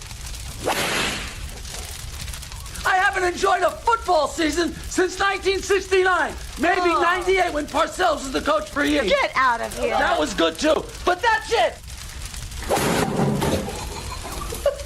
Understand, tonight is awful in here. Awful. I saw this on the schedule, Jets during the Christmas holiday. I took 4 Canadian aspirin with a little bit of codeine in it, just enough to give you that pop. Little 8% codeine never hurt anybody. All right, we're back here at Radio Row, and joining us right now is a successful fellow YouTuber, former radio guy, Landry Locker, who had a war with Jet fans several years ago over Zach Wilson. And I'm here to acknowledge he ended up being right. Would you like to explain what happened? It was just I just said Flacco was better. We don't have to relive it. I thought Flacco was better, and then the quarterback thing is though interesting from your perspective, Jake, because you've covered some of the most exciting over the history of this channel. How long have you had this channel? This channel started, I would say, daily Jet coverage January 21. I mean, look at everything that you've gone through. You've gone through drafting the quarterback. You've gone through the Aaron Rodgers thing, a lot of stuff in between, and now it's kind of like a combination of both, still trying to find a quarterback. I do think it's interesting though with the Jets, in that I think sometimes you can criticize moves and you can sometimes you can use hindsight. But I think there's some nuance to it. The Jets, I don't really think anyone can really blame them too much for those 2 quarterback decisions that have taken place over the course of your channel. Nobody was killing them for drafting Zach Wilson number 2. There wasn't a big consequence. And then the Aaron Rodgers thing, you know this better than me. Maybe it got a little bit out of control, but no one was it was worth it both times. 100%. Look, sometimes you can make the right move and it doesn't work out. And the other thing with Zach Wilson, I'll never criticize the Jets for just drafting him, because you look at the alternatives, they would have been screwed no matter what. The issue I have when it comes to Zach Wilson is last year when they had a top 3 defense, Greg Zuerlein didn't miss a kick. They were able to still win 7 games despite having Zach Wilson as the backup and Tim Boyle and Trevor Siemian. They never added a legitimate backup after the 4th play of the season when Rodgers was done for the year. That was the knock. They didn't add a legit backup. If they signed Carson Wentz off the street last year in week 1, they probably would have made the playoffs a year ago. Do you have an issue with do you think that the front office kind of having to roll because of the Rodgers thing? How does that make you feel? They had to go. Joe Douglas was in year 6 of a 6-year contract. He was 30 and 64. While he made some smart moves overall, the draft class in 2022 people will always bring up, every other big decision, right? Head coach, got it wrong. Quarterback, when he could have kept Darnold, moved on from Darnold, drafted Wilson, didn't get a backup. This year he didn't get a kicker. It's just at some point you have to win. They haven't won more than 7 games in a decade. The most amount of games Joe Douglas won was 7 3 times. So at some point, Landry, the record has to matter. That was supposed to be this year. They flamed out and won 5 games. And I think last year was kind of it might have been the worst case scenario, not just with the Rodgers thing, but it seems like New England, they found perhaps a quarterback, we think. He looked good, but we'll see what that looks like once there's actually pieces around him and all the excuses are gone. Because sometimes you kind of benefit from crappy surroundings because there's less pressure. You're not expected to win, and you're always the victim of it. Buffalo is still kind of Buffalo. It's that didn't really change. Miami looks bad, but I think the New England thing is something, and I think you were a big Vrabel guy too, and you're in that situation. Just saw Aaron Glenn. Just walked by Aaron Glenn. He's here? Yeah. Just walked by him. He was right out there. I saw him at Prime last night too. Yeah, he's small, man. I know. I've been by before, but he's small. Real small. Yeah, but he's scrappy. Oh, Texan legend Aaron Glenn. We were talking about this. Me and Stutz were doing a bracket of guys who would win fights, coaches. If you had to put together a UFC card, Dan Campbell's the answer. I think D'Amico would give him a pretty good fight. We got to do weight classes though, otherwise it's not fair. No weight class. This is old school UFC. This is you have to go to the video store and get the UFC. This is not the Dana White's UFC. This is you're coming out there in a karate suit and you're fighting like a 400-pounder. Speaking of brackets, I see the chat wants me to ask you about Asmaniac Madness. Are you familiar with the show at all, Landry? You made the comment to me last night that when there's crazy Jet news, you do try to check in every once in a while. Every time Jet news breaks and there's something that can localize, I go check it out, and I'll scroll through as well and check out what you're doing. I'll be honest, I do kind of find you're a friend of mine, but I do find amusement in tuning into Jake Asman after a disastrous Jets game. There is some sick satisfaction where I am watching Jake Asman a little bit during post game because I've lived some bad ones myself. but I do get some satisfaction in that. So we got a bracket, huh? We got a bracket of champions, the Asmaniac Madness tournament. We got 4 regions named after each of the 1 seeds. The number 1 overall seed in the chicken soup region, named after Charles Gorman's mother's chicken soup recipe, is Charles Gorman. The number 1 seed in the Hood region is named after Cheats fan. This show is so big we don't even have all Jet fans who watch it. Cheats fan watches every day. He might have murdered his neighbor. We're not sure. Good for him. But he is from the Hood of Chicago, and we named it after him. Then you have the Butter region led by Bobby Midnight. I've seen him. He's electric. And then you have the Train region, which is led by the Great Lane Train. Okay.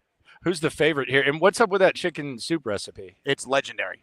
All right. You have the recipe? Well, I mean, we have parts of it. We don't have the whole thing. Oh, he won't give it up? I'll give you a little sample of it, though. You want to know why it's such a legendary recipe? I've gotten into crock potting. Like in my old age, I've very much enjoyed a crock pot experience. You would love a little chicken soup from Mrs. Charles Gorman. In fact, King Lowski called in demanding it not that long ago. Actually, it's probably about 2 years ago already. Wow. Hello, Jake. I just had dinner. I had a couple of servings of chicken soup, my mother's homemade chicken soup. Hey, Charles, I need some of that chicken soup. It was delicious. I'm glad to hear it. Yeah, I know it's delicious. I need some of it. I love to eat, so what can I say? Send it this way, Charles. I was not expecting. I love this show, man. We got the best callers. We really do. All right. Now let me show you why Charles Gorman is the number 1 overall seed. Moments like that for sure, but he also has what we like to call a quick trigger. Oh. Oh, wait, there's more. No. I think the second one. Excuse me. Is that a soundbite? No, it's real. You want more proof?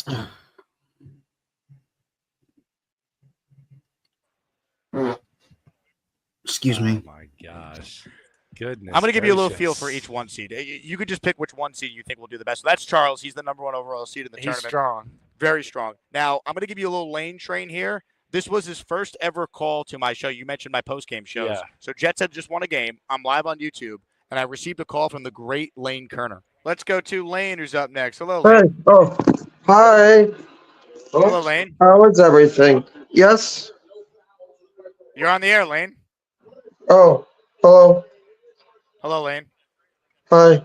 So yeah, I'm happy about the way the Jets played today, and you know they moved the ball, and they did great. Look, okay. I mean, I know it was raining out. Did you see the game? No, I didn't watch it. What happened? Well, they won. And the other team lost.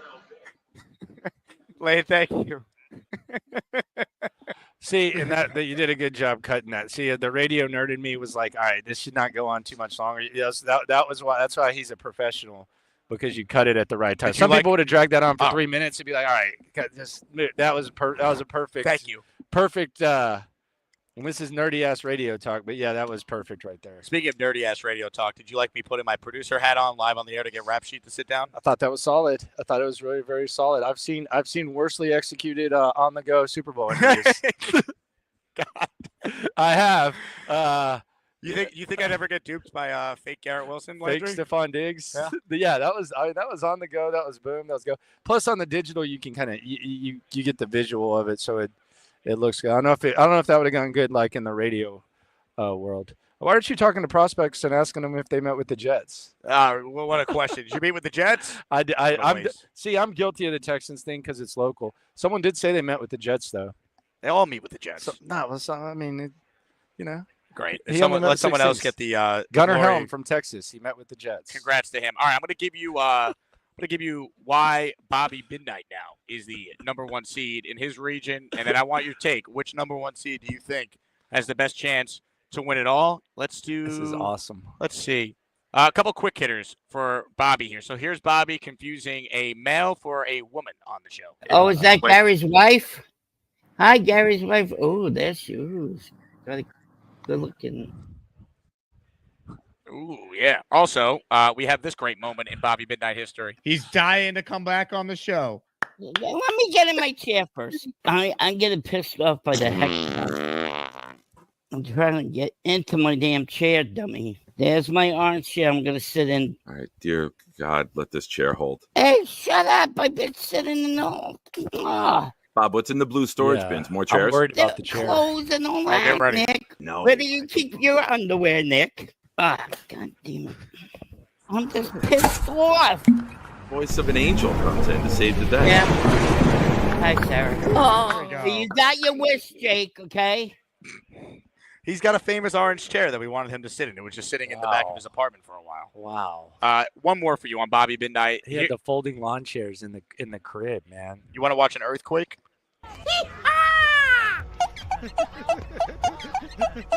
Oh no! Whoa! Is he okay? Oh, he's fine. His shoulder was a little banged up though. But he's I would think so. That was not a good fall. All right, one more for you. Bobby went a couple of days without showering. Oh no! When was the last time you took a shower? I don't know. Thursday evening. You haven't showered since Thursday? You probably reek. Oh. He stinks. Yeah. Oh, you got to be disgusting. Yeah, not great. So we've shown you now. We've given you Gorman. We have given you Cheats. All right, no, we haven't given you Cheats fan yet. That's the last one. We gave you Bobby. We gave you Lane. I'm going to give you now the great Cheats fan. All right? All right. Ladies and gentlemen, Landry Locker is going to pick which number 1 seed after this clip that he thinks has the best chance of cutting down the nets. Ladies and gentlemen, Chiefs fan.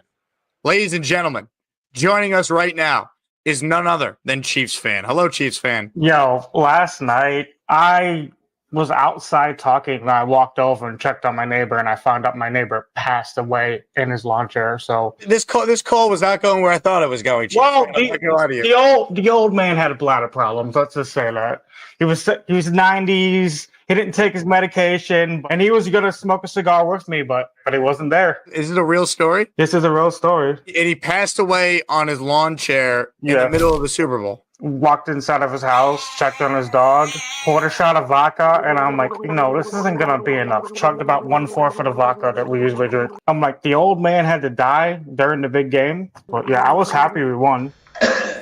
Yeah, hey, Chiefs fan, congrats on the Super Bowl win, man. I don't know what to say. I figured this was going to be a celebratory call for the great Chiefs fan. Day after the Super Bowl win for his team, back-to-back titles, he's calling in to talk What about about him admitting that they're drinking handles of vodka with a 90-year-old? He said he chugged a fourth of it. Yeah, that's just a normal Chiefs fan call, though. That doesn't faze me. Oh my gosh, I'm gonna have to go with Bobby. You're a Bobby Midnight guy? Yeah, I'll go with Bobby. All right, so the one caveat with Bobby is his brother Mikey Midnight is a 5 seed in the region. He only started calling the show a month ago. If he had called all year, there's no chance the committee would have put him on the 5 line. So what I have for Mikey, I don't have a clip handy, but I do have his intro just to give you a little feel on how electric he is. Ladies and gentlemen, Mikey Midnight. Hello, I'm Mikey. I'm Bobby's little bro. Have you seen Jake Graves? She's so beautiful. I love my boy Jake, but not in a gay way. I am so happy. I'm not going to touch anything, I promise. Oh, that guy's gonna kill, dude. It's tough. Yeah, that guy's gonna kill, dude. He's that is a 5 seed. No, you know how they always have the 5-12 upset? Yep. Yeah, that's not even gonna be an upset. That's gonna be like a 5-12 on paper, but he's favored in the point spread. So he is. Yeah, that dude's gonna go hard. He just looks like a good old like blue collar Jets fan. So the thing is, he's going to get matched up with his brother in the Sweet 16 if they win their first 2 rounds. Spoiler alert. Fixed. Fixed. No, the audience votes. It's not fixed. We run a YouTube poll each show There in you go. March. People decide who goes forward. See, I like this. This is some creativity here. I'm a big fan of this. Thank you. The Very chat big is fan. saying you're a good sport. So Yeah, you're doing no a nice problem. job. Shout out to y'all. I want to ask y'all a hypothetical though. This is kind of the question of the day for me. So this was brought up by a radio station in Dallas, Ticket. And I'm going to ask you, like, if in the first round of the draft, let's say that you needed a running back, and you draft a running back, and he's guaranteed to be one of the best running backs of all time. He's going to be one of the faces of the NFL. He's going to end up in your Ring of Honor, and he is going to just be amazing, like from start to finish, maybe even rush for 2,000 yards in a season. But 20 years after he kills someone, do you still make the pick? And you know that he's going to kill someone in 20 years, but he's going to have that type of career. Do you do it? My answer on the air is probably different than my answer off the air. No, I can't do it. We can't have innocent people murdered. Come on. You got to make the pick. Did I win a Super Bowl during the stretch? They did not. Did I get to a Super Bowl? It's basically just the OJ hypothetical. Like, would the Bills draft him again? They would. If they would. Let's be real. Yeah, I mean, it didn't happen in the facility. Aaron Hernandez is a little bit different. Well, because he was doing it while it was there. Okay, how does he kill even then, someone? How does the murder happen? Is it it's an accident? Like it's like a manslaughter, involuntary? I think hypothetically, he probably like stabs his ex-wife and like her friend. Okay. Like hypothetically. Right. Yeah. And But it gets off, so you have deniability. Does the hypothetical running back own a white Bronco? He does. Okay. He does. And he has a friend named Al. But like even then, like I think you got to make the pick. I think right? you got to do it. Well, you know that OJ is still in the Bills Ring of Honor. I went to a Jets-Bills game there 8 years ago. He should be, right? He's actually still being honored. Yeah, he still played. Reggie Bush deserves his Heisman. I mean, OJ ran for 2,000 yards in a 14-game season. He did his thing. Yeah, that's just kind of the dumb hypothetical that we're throwing out. Nice. You're running the show here, by the way. You think so? Well, people are starting to clear out, man. I still got another day tomorrow. Yeah, but like all the radio are the interviews done for today? I went over yeah, for tight I ends. had no interest in the corners. Tomorrow they're doing receivers and backs and quarterbacks, which I'm intrigued by. Travis Hunter was kind of weird. They were asking him like the team. You probably like. Did you be with the Jets? Well, yeah, and he was like, next question. So he was saying that on everything. He pulled a Marshawn Lynch, so he wouldn't say. But no, I mean everybody else is just kind of going through the motions. You're kind of dominant over here. We're in 2 hours and 15 minutes. I was here late last night because I got to see. Wait, do your Chad Pennington impression for the audience. Oh, yes.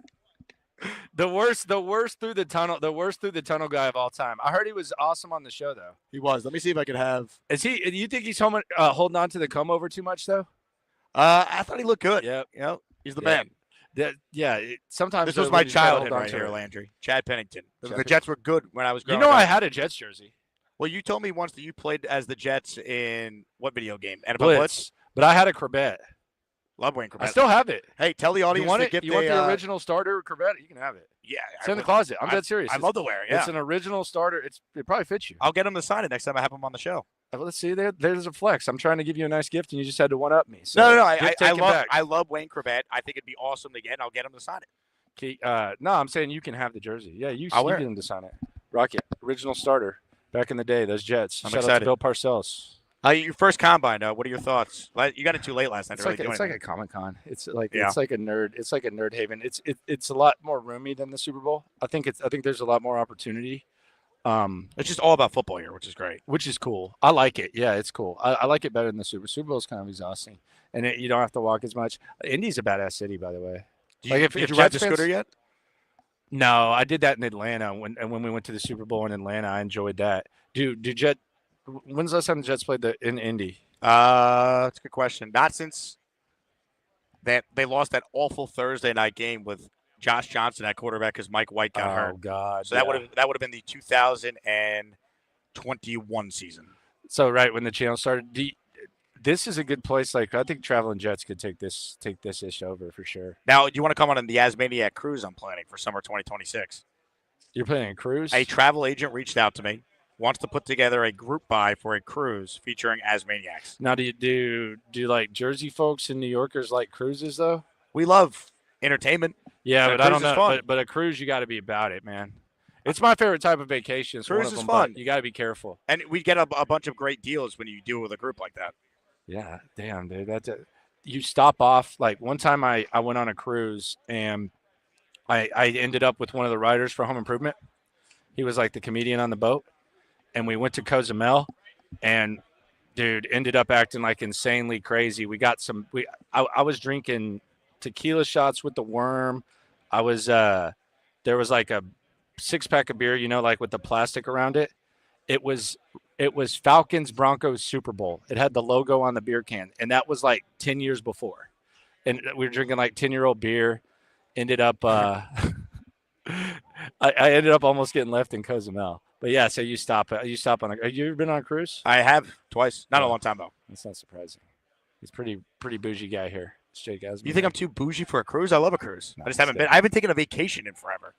Yeah, I know you're always working. We grind, man. You'll be streaming on the cruise. I guarantee that. You took my advice when you started your YouTube channel. That was the number one advice. You do it full It was time. very simple. Yeah. I mean, it was very simple, but it was very direct. Because it's funny, because like I don't do it as much. Like I've been doing it for 3 years now, but like, and I was doing it like during the radio, but like you had the same situation as me. You got screwed over by your radio job, and you had the YouTube channel to fall back on. Thank God.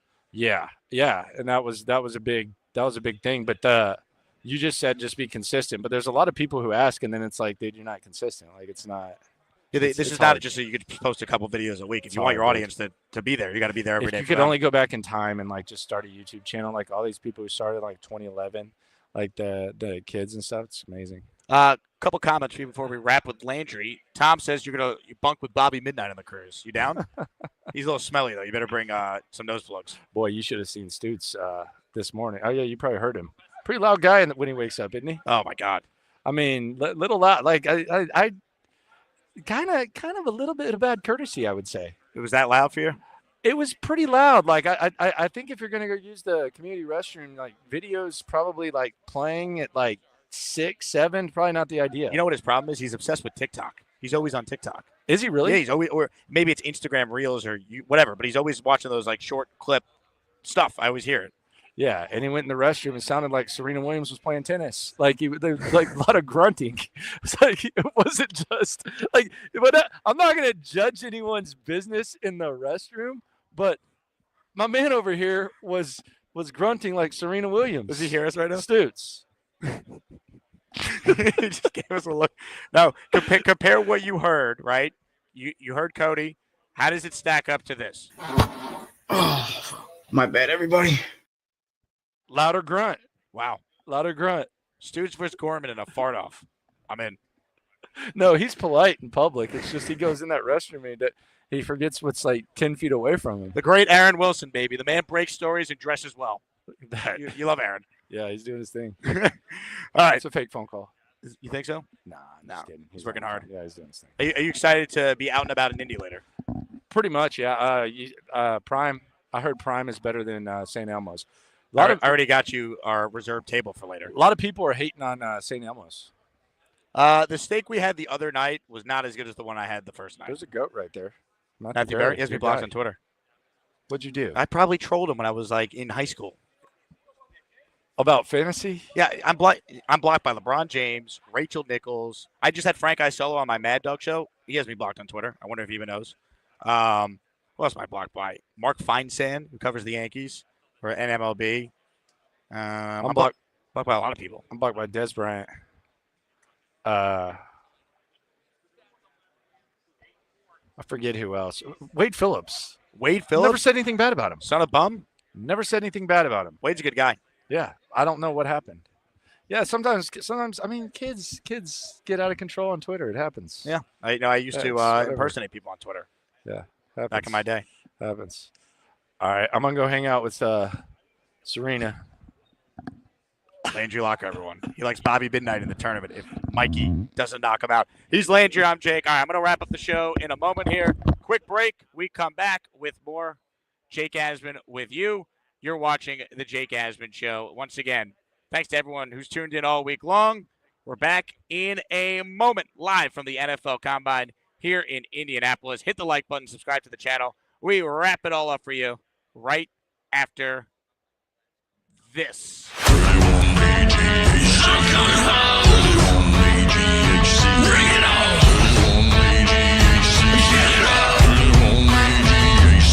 If I wanted this job, put your seatbelts on and get ready for the ride. We're the freaking New York Jets, and we're built for this shit. There's nothing better than having you start here as a player, here as a scout, and now here as a head coach. And I'm ready for it. It's all about the Jets. This is bigger than me. I look forward to this. As I said in my press conference, I'm very grateful to be the head coach of this team. There's a number of things that has transpired over this first month of being the head coach. The things that have been that's been important to me is the conversation that me and Moo just had about this roster, about the coaching staff, the scouting department, and the conversation that I've had with our ownership group about how we see this as a team and moving forward. So those things have been outstanding to me. Listen, Mooj has talked about the Aaron Rodgers deal. I don't think there needs to be anything else said about that, especially with some of the players we have on the roster also. I don't think anything has to be said about that. And I'm excited. I'm excited for the forward thinking of this group and what we're going to do as a team. So we're here to win now, and we're looking forward to it. So any questions? Hey, any questions? Questions, Aaron. How are we going to win games? Back here at Radio Row. Big thanks to all our guests. Brian Costello, Mike Tannenbaum, Connor Hughes, Landry Locker. What a lineup. We're just getting started, baby. Chad Pennington joined me last night. That interview was airing on the channel. It already aired on the channel, I should say, this morning. So go subscribe to the channel if you haven't already, and go watch the Chad interview if you haven't already. Let's see. Hit the like button, comments, questions, super chats. I want to get to some super chats here. Dan writes in, who will / should be wide receiver 2 next season? It's a great question. I don't think it's going to be someone we're very excited about. Unless they draft Ted McMillan, which we won't know till the draft, I could see the Jets signing like a Darius Slayton type. It's not going to be exciting, but that's the type of move. Tim Patrick, maybe they signed too, as like the third receiver. Couple super chats to get to here. I couldn't get to these earlier because we were locked into Jet Talk. Big fella with a super chat. Last day to enter the raffle, by the way. Big fella, these $20 super chats count for 6. Jake, I was notified that a certain person from Glenhead called from his bed. I talked to lawyers, and they advised this was a gimmick infringement and a cease and desist. After a cease and desist letter is being drafted as we speak, this can't stand. I'll tell you what, whether you love Rob from Glenhead or not, that call certainly captivated you. There's no doubt about that. Big fella, thank you. Ladies and gentlemen, joining us right now at our table is a dear friend of mine. We went to school together. She covers the Jacksonville Jaguars. She is a big-time star here at the NFL Combine, Mia O'Brien. Hello, Mia. Not a big-time star. Come on now. You grew up a Jets fan, correct? Yeah, pseudo. So we had to get you on the show. Yeah, well, mostly because you had Chad Pennington on the show, and as we commiserated last night, he was the first, regardless of sport. I used the word uniform because we're talking basketball, soccer, anything. He was the first jersey that a young 10-year-old Mia O'Brien went to Modell's and bought herself.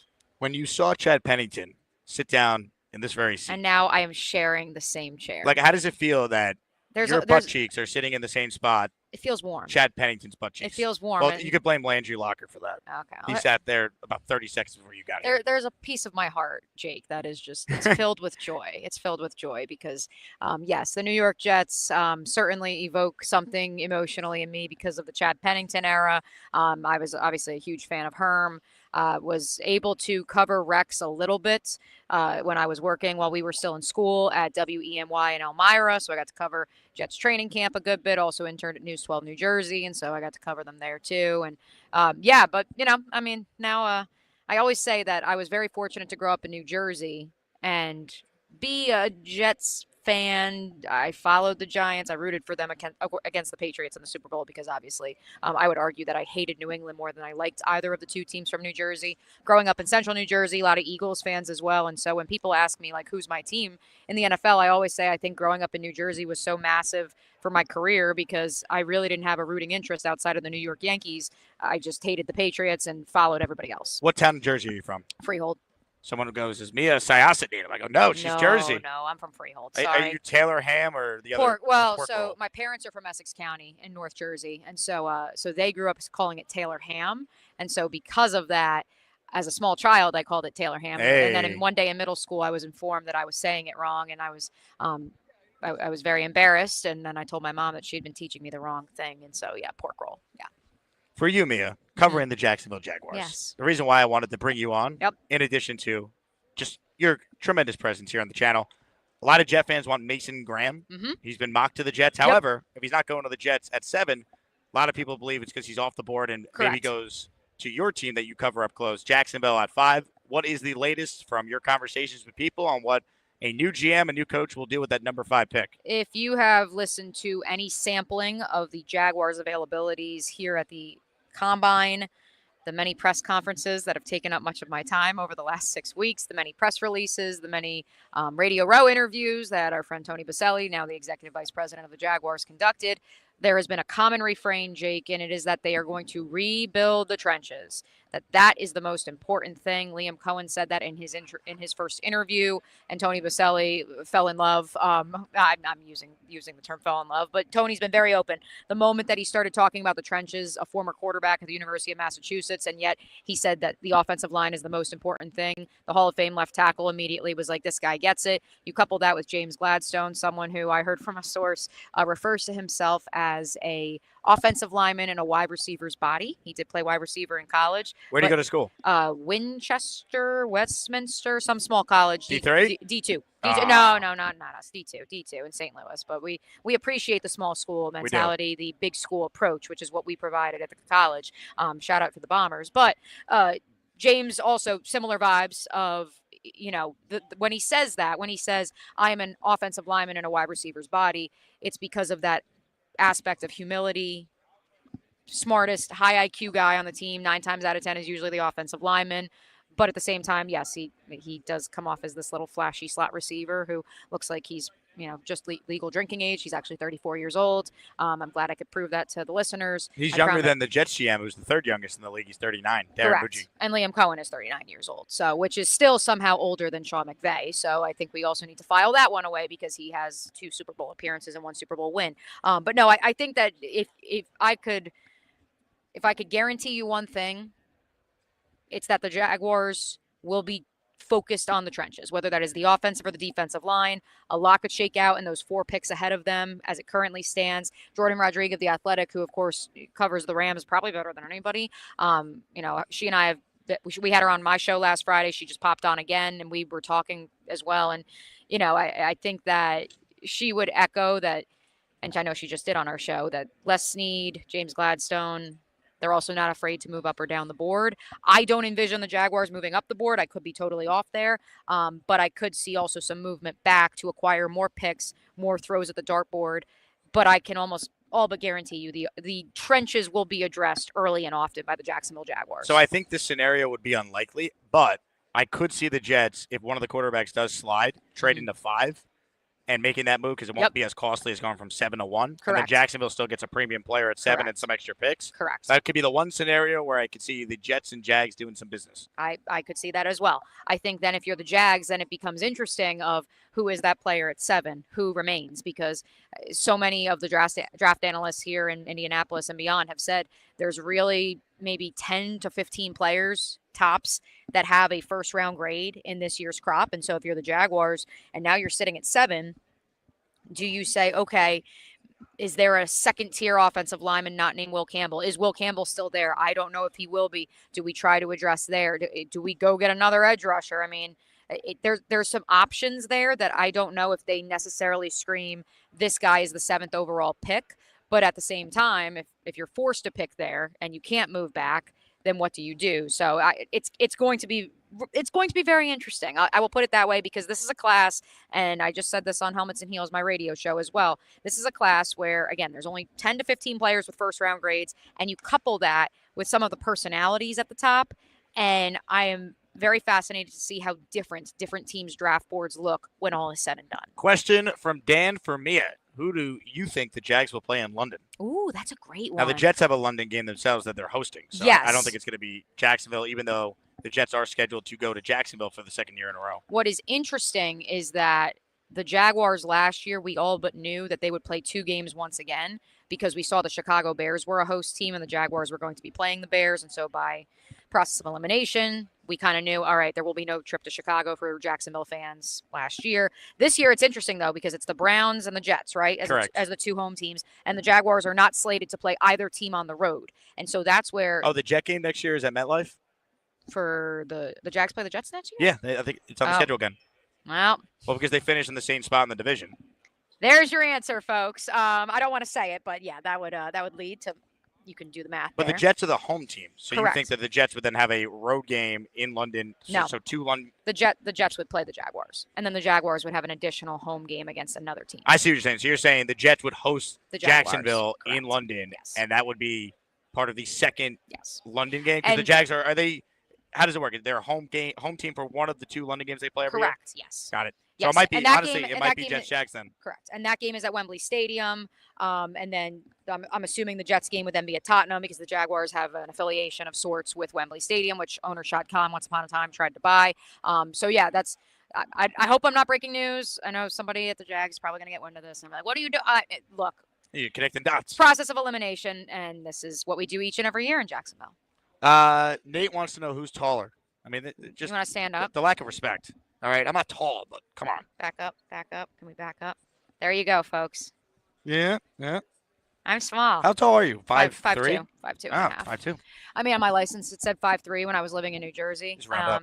And then I rounded up, but I think I have it as 5'2" now. I don't know. Let's pull it up. I think I got 5'2". Yeah, let's see the idea here. Yeah, 5'2". Now tell everyone your social security info as Yeah, well. Bank exactly. account info. My blood type, my eye color, my all that good stuff. Yeah.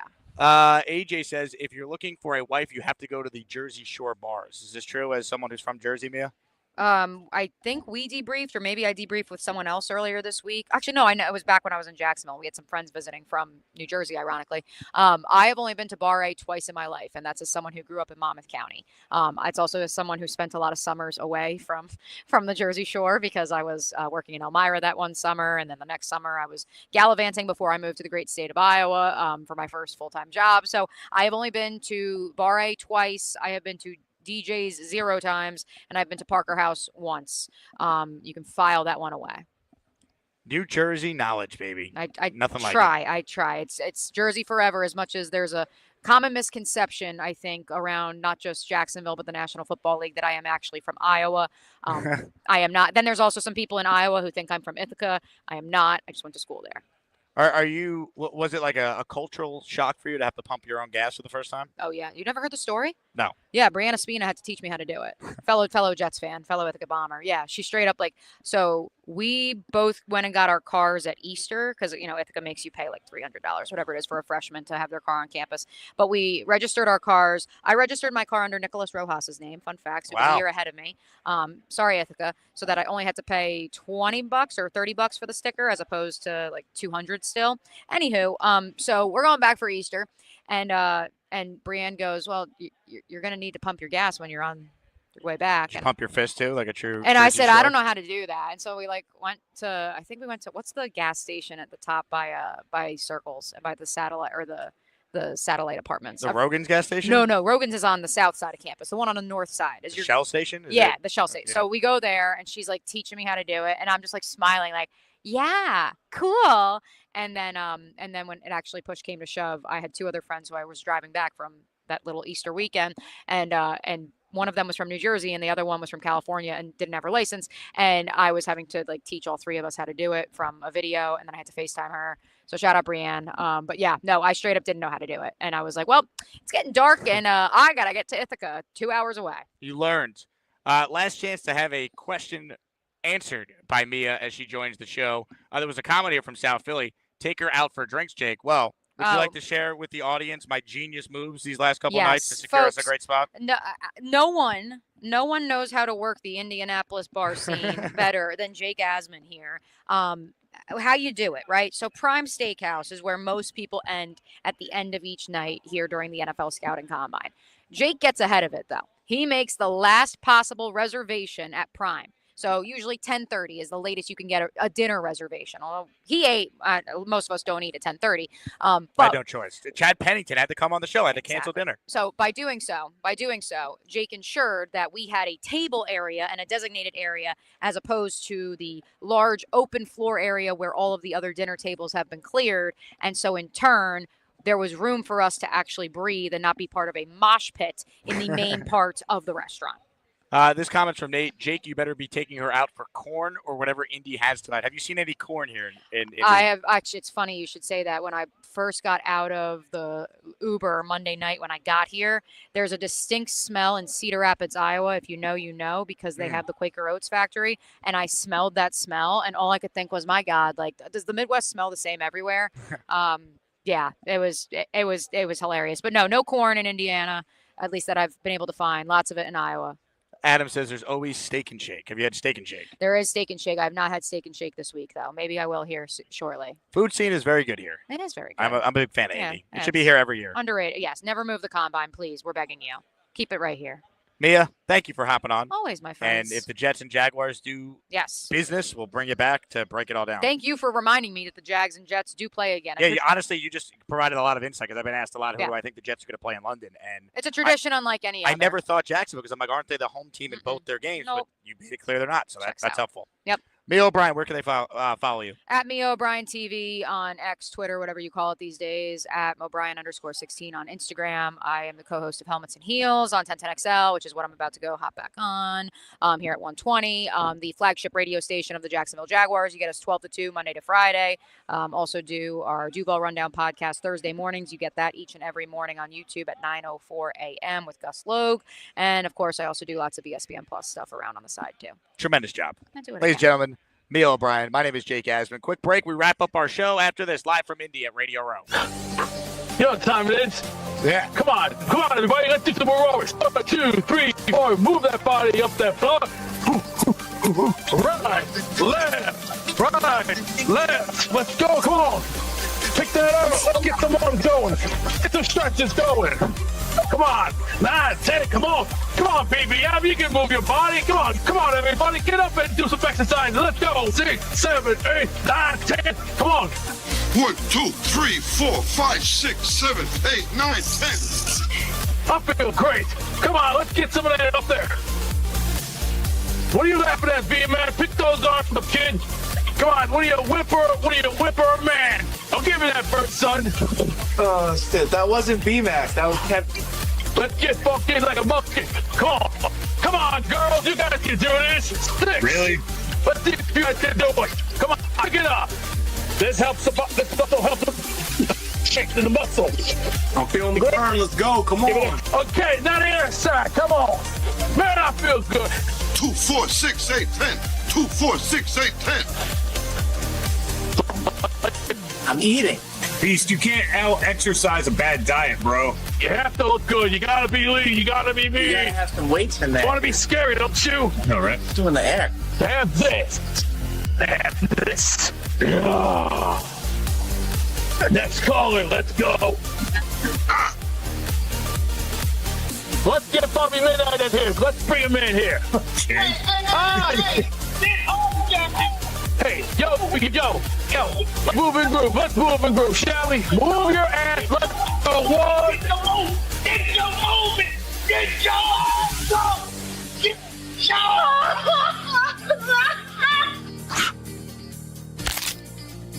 Great job, Beast. Way to inspire people to get healthy on a Saturday. Oh, I'm inspired, folks. Hit that like button before we get out of here. Nearly a 3-hour stream. We gave you Pennington this morning. We gave you Mike Tannenbaum, where we finally got to ask him some tough questions about this search process. We didn't agree on everything, but that's okay. I appreciate Mike for coming on the show. We gave you Connor Hughes.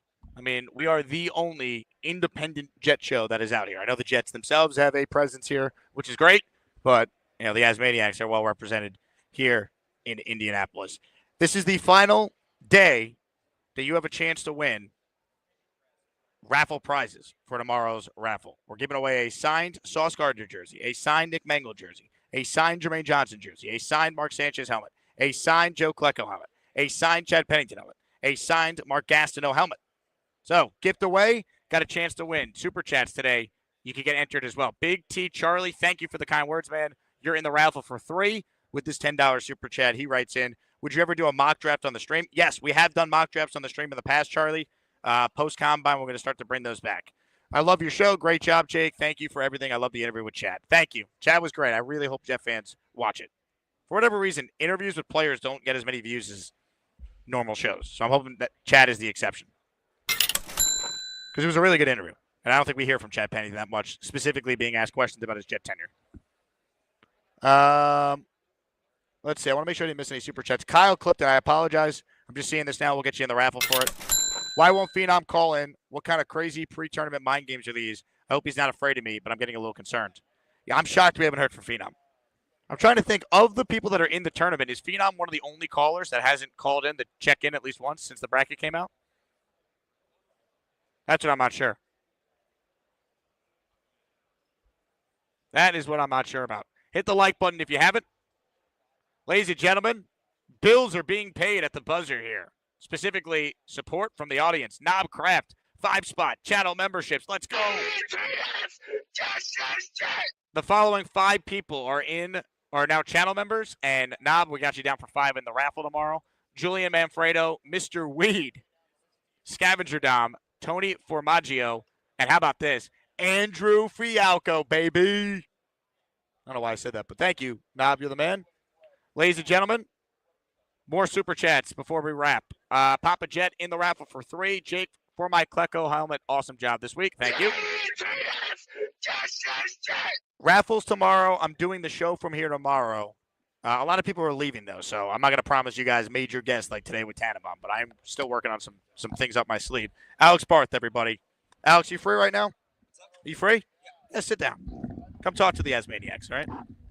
I just had Mia O'Brien on, so I'm like, why not? This is the Ithaca hour. I'm just doing Ithaca people. At this point, it's just Jake Asman friends joining the show. Okay. How are you? I'm good. Now, Alex covers the team I despise more than any other team with every fiber in my body for the Sports Hub up in Boston. How's Patriots coverage this week? It's been good. We're hearing more from Mike Vrabel, which has been, fun, kind of getting an idea of what this offseason is going to be. I think there's a real hunger for this offseason to be different after what happened last year, and that's kind of been the tone so far. Are they going to spend a lot of money, you think? I think so. I think they want to. The problem is, are the players there for them to spend it on, right? There's not a ton of talent available in free agency right now. I think they'd love, to get a tackle, but, if Ronnie Stanley goes back to Baltimore, there's not really a big-name tackle on the market. I think they'd love to spend it on a receiver. But if T. Higgins goes back to Cincinnati, Chris Godwin goes back to Tampa, you're going to pay a 32-year-old Cooper Kupp a ton of money. I guess I should be asking you really where Devontae Adams is at, because he might be one of the best free agent receivers available. He won't be a Jet, I can tell you that. Should the Patriots be interested? Not as you hating the Patriots, but no, I mean the insight. Should they be interested? I mean, I think he wants to go somewhere at this stage of his career where he has a chance to win. So if he looks at Vrabel and Drake May as a path to being a playoff contender, then maybe. But they're also going to have, it's easy to say you want to win. The number stares you in the face. They're going to have a lot of money to offer. Yeah, I get that. But he's made a lot of money, though. I mean, that's true. And look, he left Aaron Rodgers to go play with Derek Carr. And part of it was money. Sure, Green Bay wasn't going to pay as much as the Raiders. But I think at this stage, he wants to go somewhere where he could win. And I think he's also going to be patient and wait to see what happens with Rodgers before making a decision. That makes sense. I will say Drake May kind of has that same style. He wants to, like prime Rodgers, not the Rodgers you saw. But which, by the way, was still 28 touchdowns and 11 interceptions. Yeah, it was, but that was not the same guy that we saw in Green Bay. But he also had the worst coaching situation. I wanted the Jets to keep him because they're not finding a better quarterback than Aaron Rodgers this offseason. They're not. Do you think the plan is just for them to bottom out and then go get one of these guys next year when it's a better class? No, they say they want to win, but it's unless the coaching is like Tomlin level where you can just overcome. It's not. We don't know. Aaron Glenn's never been a head coach before. I have no idea if he's any good. They have talent on the team, which is beyond frustrating that they were this bad. I did this on a podcast when the whole coaching cycle was going on. What's up with? I went back to when Bill turned him down, right? Belichick. It's all just defensive coordinators. They just keep hiring the same guy. The one time they didn't was maybe the worst NFL head coach of the last 20 years. You're preaching to the choir here. Yeah. I mean, look, I understand that you could be a first-time coach and be successful. Yeah. But I just felt like, given where the Jets are at, don't you want at least the GM or the head coach to be someone that's done the job you're paying them millions to now do? Well, this is what the Patriots just experienced. First-time head coach, first-time general manager, Elliott Wolf, and he was equivalent GM. He had a different title, but Elliott Wolf, Gerard Mayo, and we've heard a lot about how there were things they weren't ready for, and it hurt the team. Elliott Wolf talked yesterday about they didn't get the right intel on free agents. They didn't have contingency plans in free agency. They stunted the growth of some of their top draft picks because they weren't in a position for those guys to succeed. So guys are going to have to do it for the first time sometime, right? If you really believe in a coach and you think you're getting them on the ground floor, I have nothing against hiring a first-time coach in theory, but you have to have or GM, but you have to have the infrastructure in place. The Jets have a talented roster, so that helps. But like you said, both of those positions, I can understand a first-time GM there because, again, you have a lot of talent, and it's more about maintaining. I thought they needed to go for some more experience. Yep. I mean, Vrabel was their number one guy, but I don't fault him for wanting to take the Pats job when he's a legendary Patriot in the Ring of Honor. So I do think, though. And I think he wanted a quarterback. I think he wanted certainty at the quarterback position. He would have been the one guy, though, that I believe would have kept Rodgers and said, I have a relationship with a guy. I think I can win with him for a year. We'll draft someone that will sit. We'll figure it out. I could the reeling in Rodgers stuff is nonsense, but don't get me started on that. Yeah. I could I could win with him for a year if he's my quarterback. I think that would have been something the Jets would have been thrilled if they were able to get him, but he obviously went to New England. Yeah, it sounded like that was kind of the plan for a while. So we were all saying when he met with the Jets, it was right before week 18, right? And so we didn't know Mayo had been fired yet. And we were kind of back and forth on, are they really going to one and done a coach? Kraft has been so supportive of him in the media, blah, blah, blah. And Vrabel takes that meeting, and we all kind of looked at that as like a signal to the Patriots. Like, hey, if you want me, come get me because I can go elsewhere. 100%. What has this Indy experience been like for you, Alex Barth, your first time here? Yeah, this has been cool. It's been great. It's been as advertised, just to be kind of immersed in football like this, both the NFL and college football. Nonstop has been really cool. Officially here, unofficially, going out later in the day. I finally got to do St. Elmo's last night. Did you get the shrimp cocktail? Unbelievable. What the great thing is, like, because I don't mind like hot food like that, but what I don't like is like when it lingers and it ruins everything else. The great Dane Brugler, pound for pound, one of the best draft analysts on the planet. There he is. The beast. And it hits you and then it's gone. It's great. So you had no like side effects, no after effects. You were good. No, Last not year, at all. I went out to dinner with some of the Jets guys a year ago. Yeah. And, won't name names. Antoine Staley from the New York Daily News. Let's just say the shrimp cocktail got the best of them. No, I was good. I was rolling. Didn't I only had 4 of them. I only had the one order, so I don't know if he ate more. I don't know that I could have done more than the 4. Like that was because they're big shrimp. So like that was filling. That was enough. But I was listening to your appearance today on Felger and Maz from yesterday. Yep. Those guys like you, but they like to make fun of how big of a nerd you are. They love me as a punching bag, and it's such a great show. So to be a part of it, I'm happy to let them swing away. Are you surprised how often I listen to that show? Yes and no. I mean, you hate the Patriots. Well, they kind of knocked the Patriots, so I can see why you'd like that. But it's in our field, they're doing it as good as anybody. So, well, you want to know why too. You want to learn from the best. So I have all the regional networks, and during the day I have like ESPN on one of the TVs, and I just like to have stuff on as I'm working, and all the shows on the 98.5 Sports Hub are on simulcast. So I just put on Felger and Maz, and I've met them before. They're awesome dudes. So I just think it's a great show. guys. And I'll even say this: the ones that aren't morning show, night show, they're not on NBC Sports Boston, but we stream them live on YouTube now, so you can watch us as much as you can listen to us. We're Sports Hub 98.5 Sports Hub YouTube channel. There you go. We're 19 likes away from 300. Rich is reminding everyone to hit the like button. A couple super chats here. We're talking with Alex Barth, an Ithaca College alum. We won't hold it against him that he's a notorious Boston sports fan. How about South Philly gifting a 5 spot of channel membership? Sound the alarms, Barth. Warning. Okay.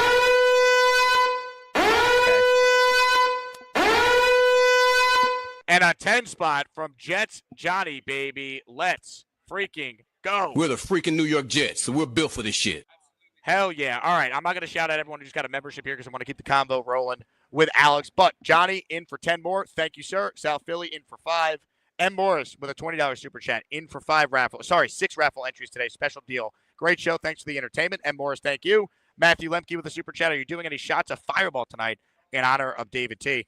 Fireball will make me puke. I don't want to puke on Alex. I can't do Fireball. I will try and rip something, though, in honor of the great David T here in Indy. What are you drinking these days, Alex? I've been mostly drinking beer this week. If I'm going to go hard liquor, I'm usually a whiskey guy, Scotch guy. Not that complicated. Scotch guy. Yeah. Interesting. Yeah.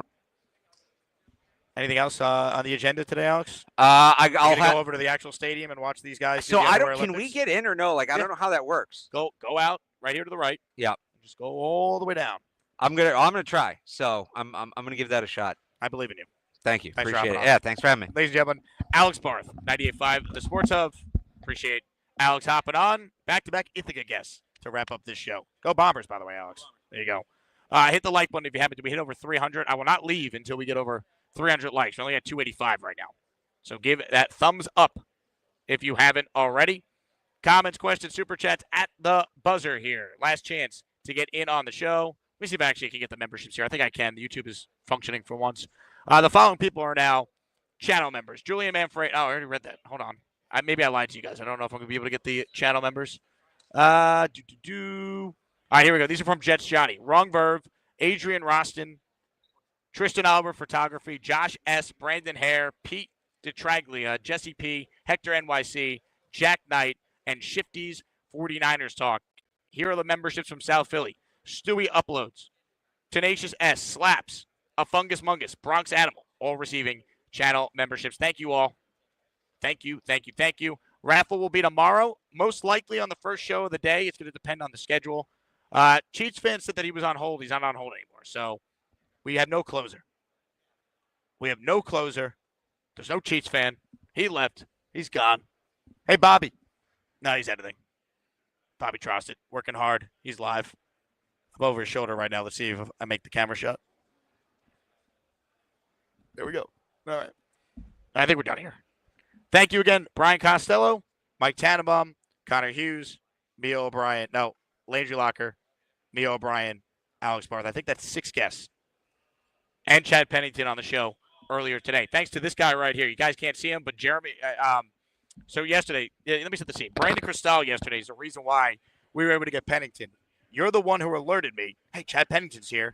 Let me introduce you to him. And that's how we got Chad on the show. It's on. So I was just amused. So to give you an idea about the way this place is set up, it's big media areas. You can see behind Jake, there's all these, every team has their stuff. The prospects and stuff are on the other side. But they walk through this hallway on the other side of the camera around the building to get to the dome for the meetings and stuff. And it's also where coaches and GMs walk. So there's all these autograph seekers that are corralled in this one area. That way they're not wandering through the whole convention center. They're in one area. So as I'm walking back by from the dome, I just see Chad Pennington signing autographs. I'm like, and in my head, I'm like, how much is a Chad Pennington autograph worth? And he came right on the show. Yeah. But so I just, knowing you're a big Jets fan, but I was kind of amused. I'm like, dude, is there a huge market for Chad Pennington? And you're like, Chad Pennington's my favorite player of all time. I got a Chad Pennington. I was like, well, let's go meet him because I know Chad from all his years of doing stuff. Here's the signed helmet I'm raffling away tomorrow to Jet fans. That's awesome. But then he even made a joke about some guy wearing his jersey when he was in Long Island. He's like, yeah, I found it for $10 at Goodwill. So that was sort of what I was just kind of thinking. I was amused by it, having no idea how much you love Chad Pennington. And then I caught the interview when you talked to him, and he was great. He was. I appreciate the introduction. Sure. You made Jet fans dreams. Happy to help. My brother-in-law's a Jets fan. They live in Jersey. My brother-in-law and my sister. So I'm pulling for the Jets. Mooj is my guy. So I'm pulling for the Jets. I love it. Appreciate it, Brandon Costello. Everyone go follow his work out of Denver. Appreciate him coming on the show. All right, that's a pretty good closer. A little backstory to how we got Chad. By the way, I see Nate wrote that Pennington helmet is a clean signature. Chad has unbelievable penmanship. He really does. We'll give that away tomorrow on the show. Again, thank you all for your support. My name is Jake Asman. If you've been watching for almost 3 hours, you probably have been able to pick up on that by now. Like and subscribe to the channel. Art Stapleton is in front of me. He's given the point of approval. Art, were you at the Pat Leonard birthday spectacular yesterday? I didn't see you at the beginning. No. Yeah. You know, I mean, Art would have been right in the middle of the Jordan Schultz, Ian Rappaport squabble. I mean, he was going to land some haymakers had he known it was going down. Anyway, all right, I'm done talking. Thank you all for watching. Like the video, subscribe to the channel. Raffles tomorrow. If you missed any of the interviews, Mike Tannenbaum, Costello, Hughes, they were all on during the show. We're going to isolate the Tannenbaum interview and put that up on the channel as well. Thank you all for watching. Go Jets. See you later today with maybe more content. JETS, Jets. Give us a little moonwalk. I can't. I got the ankle. Oh, do you not know what happened? No. Did something happen recently? Yeah, when I was in New York, I got hit by a car. Is there security footage of this? Can I play it on the show? So they would probably have the footage. I mean, what am I going to do with it now? Gator's already working on a production of this. So I think that's why I didn't want to bring it up. I'm going to play a drop, and then that's your cue to make a face like you got hit by a car. You ready? All right, I'll do it. Here we go. Ready? And Gator writes in, can he throw the headset off and vomit? Now there's a gas station over here. I'm gonna go get some pizza and see if they have any butter to put on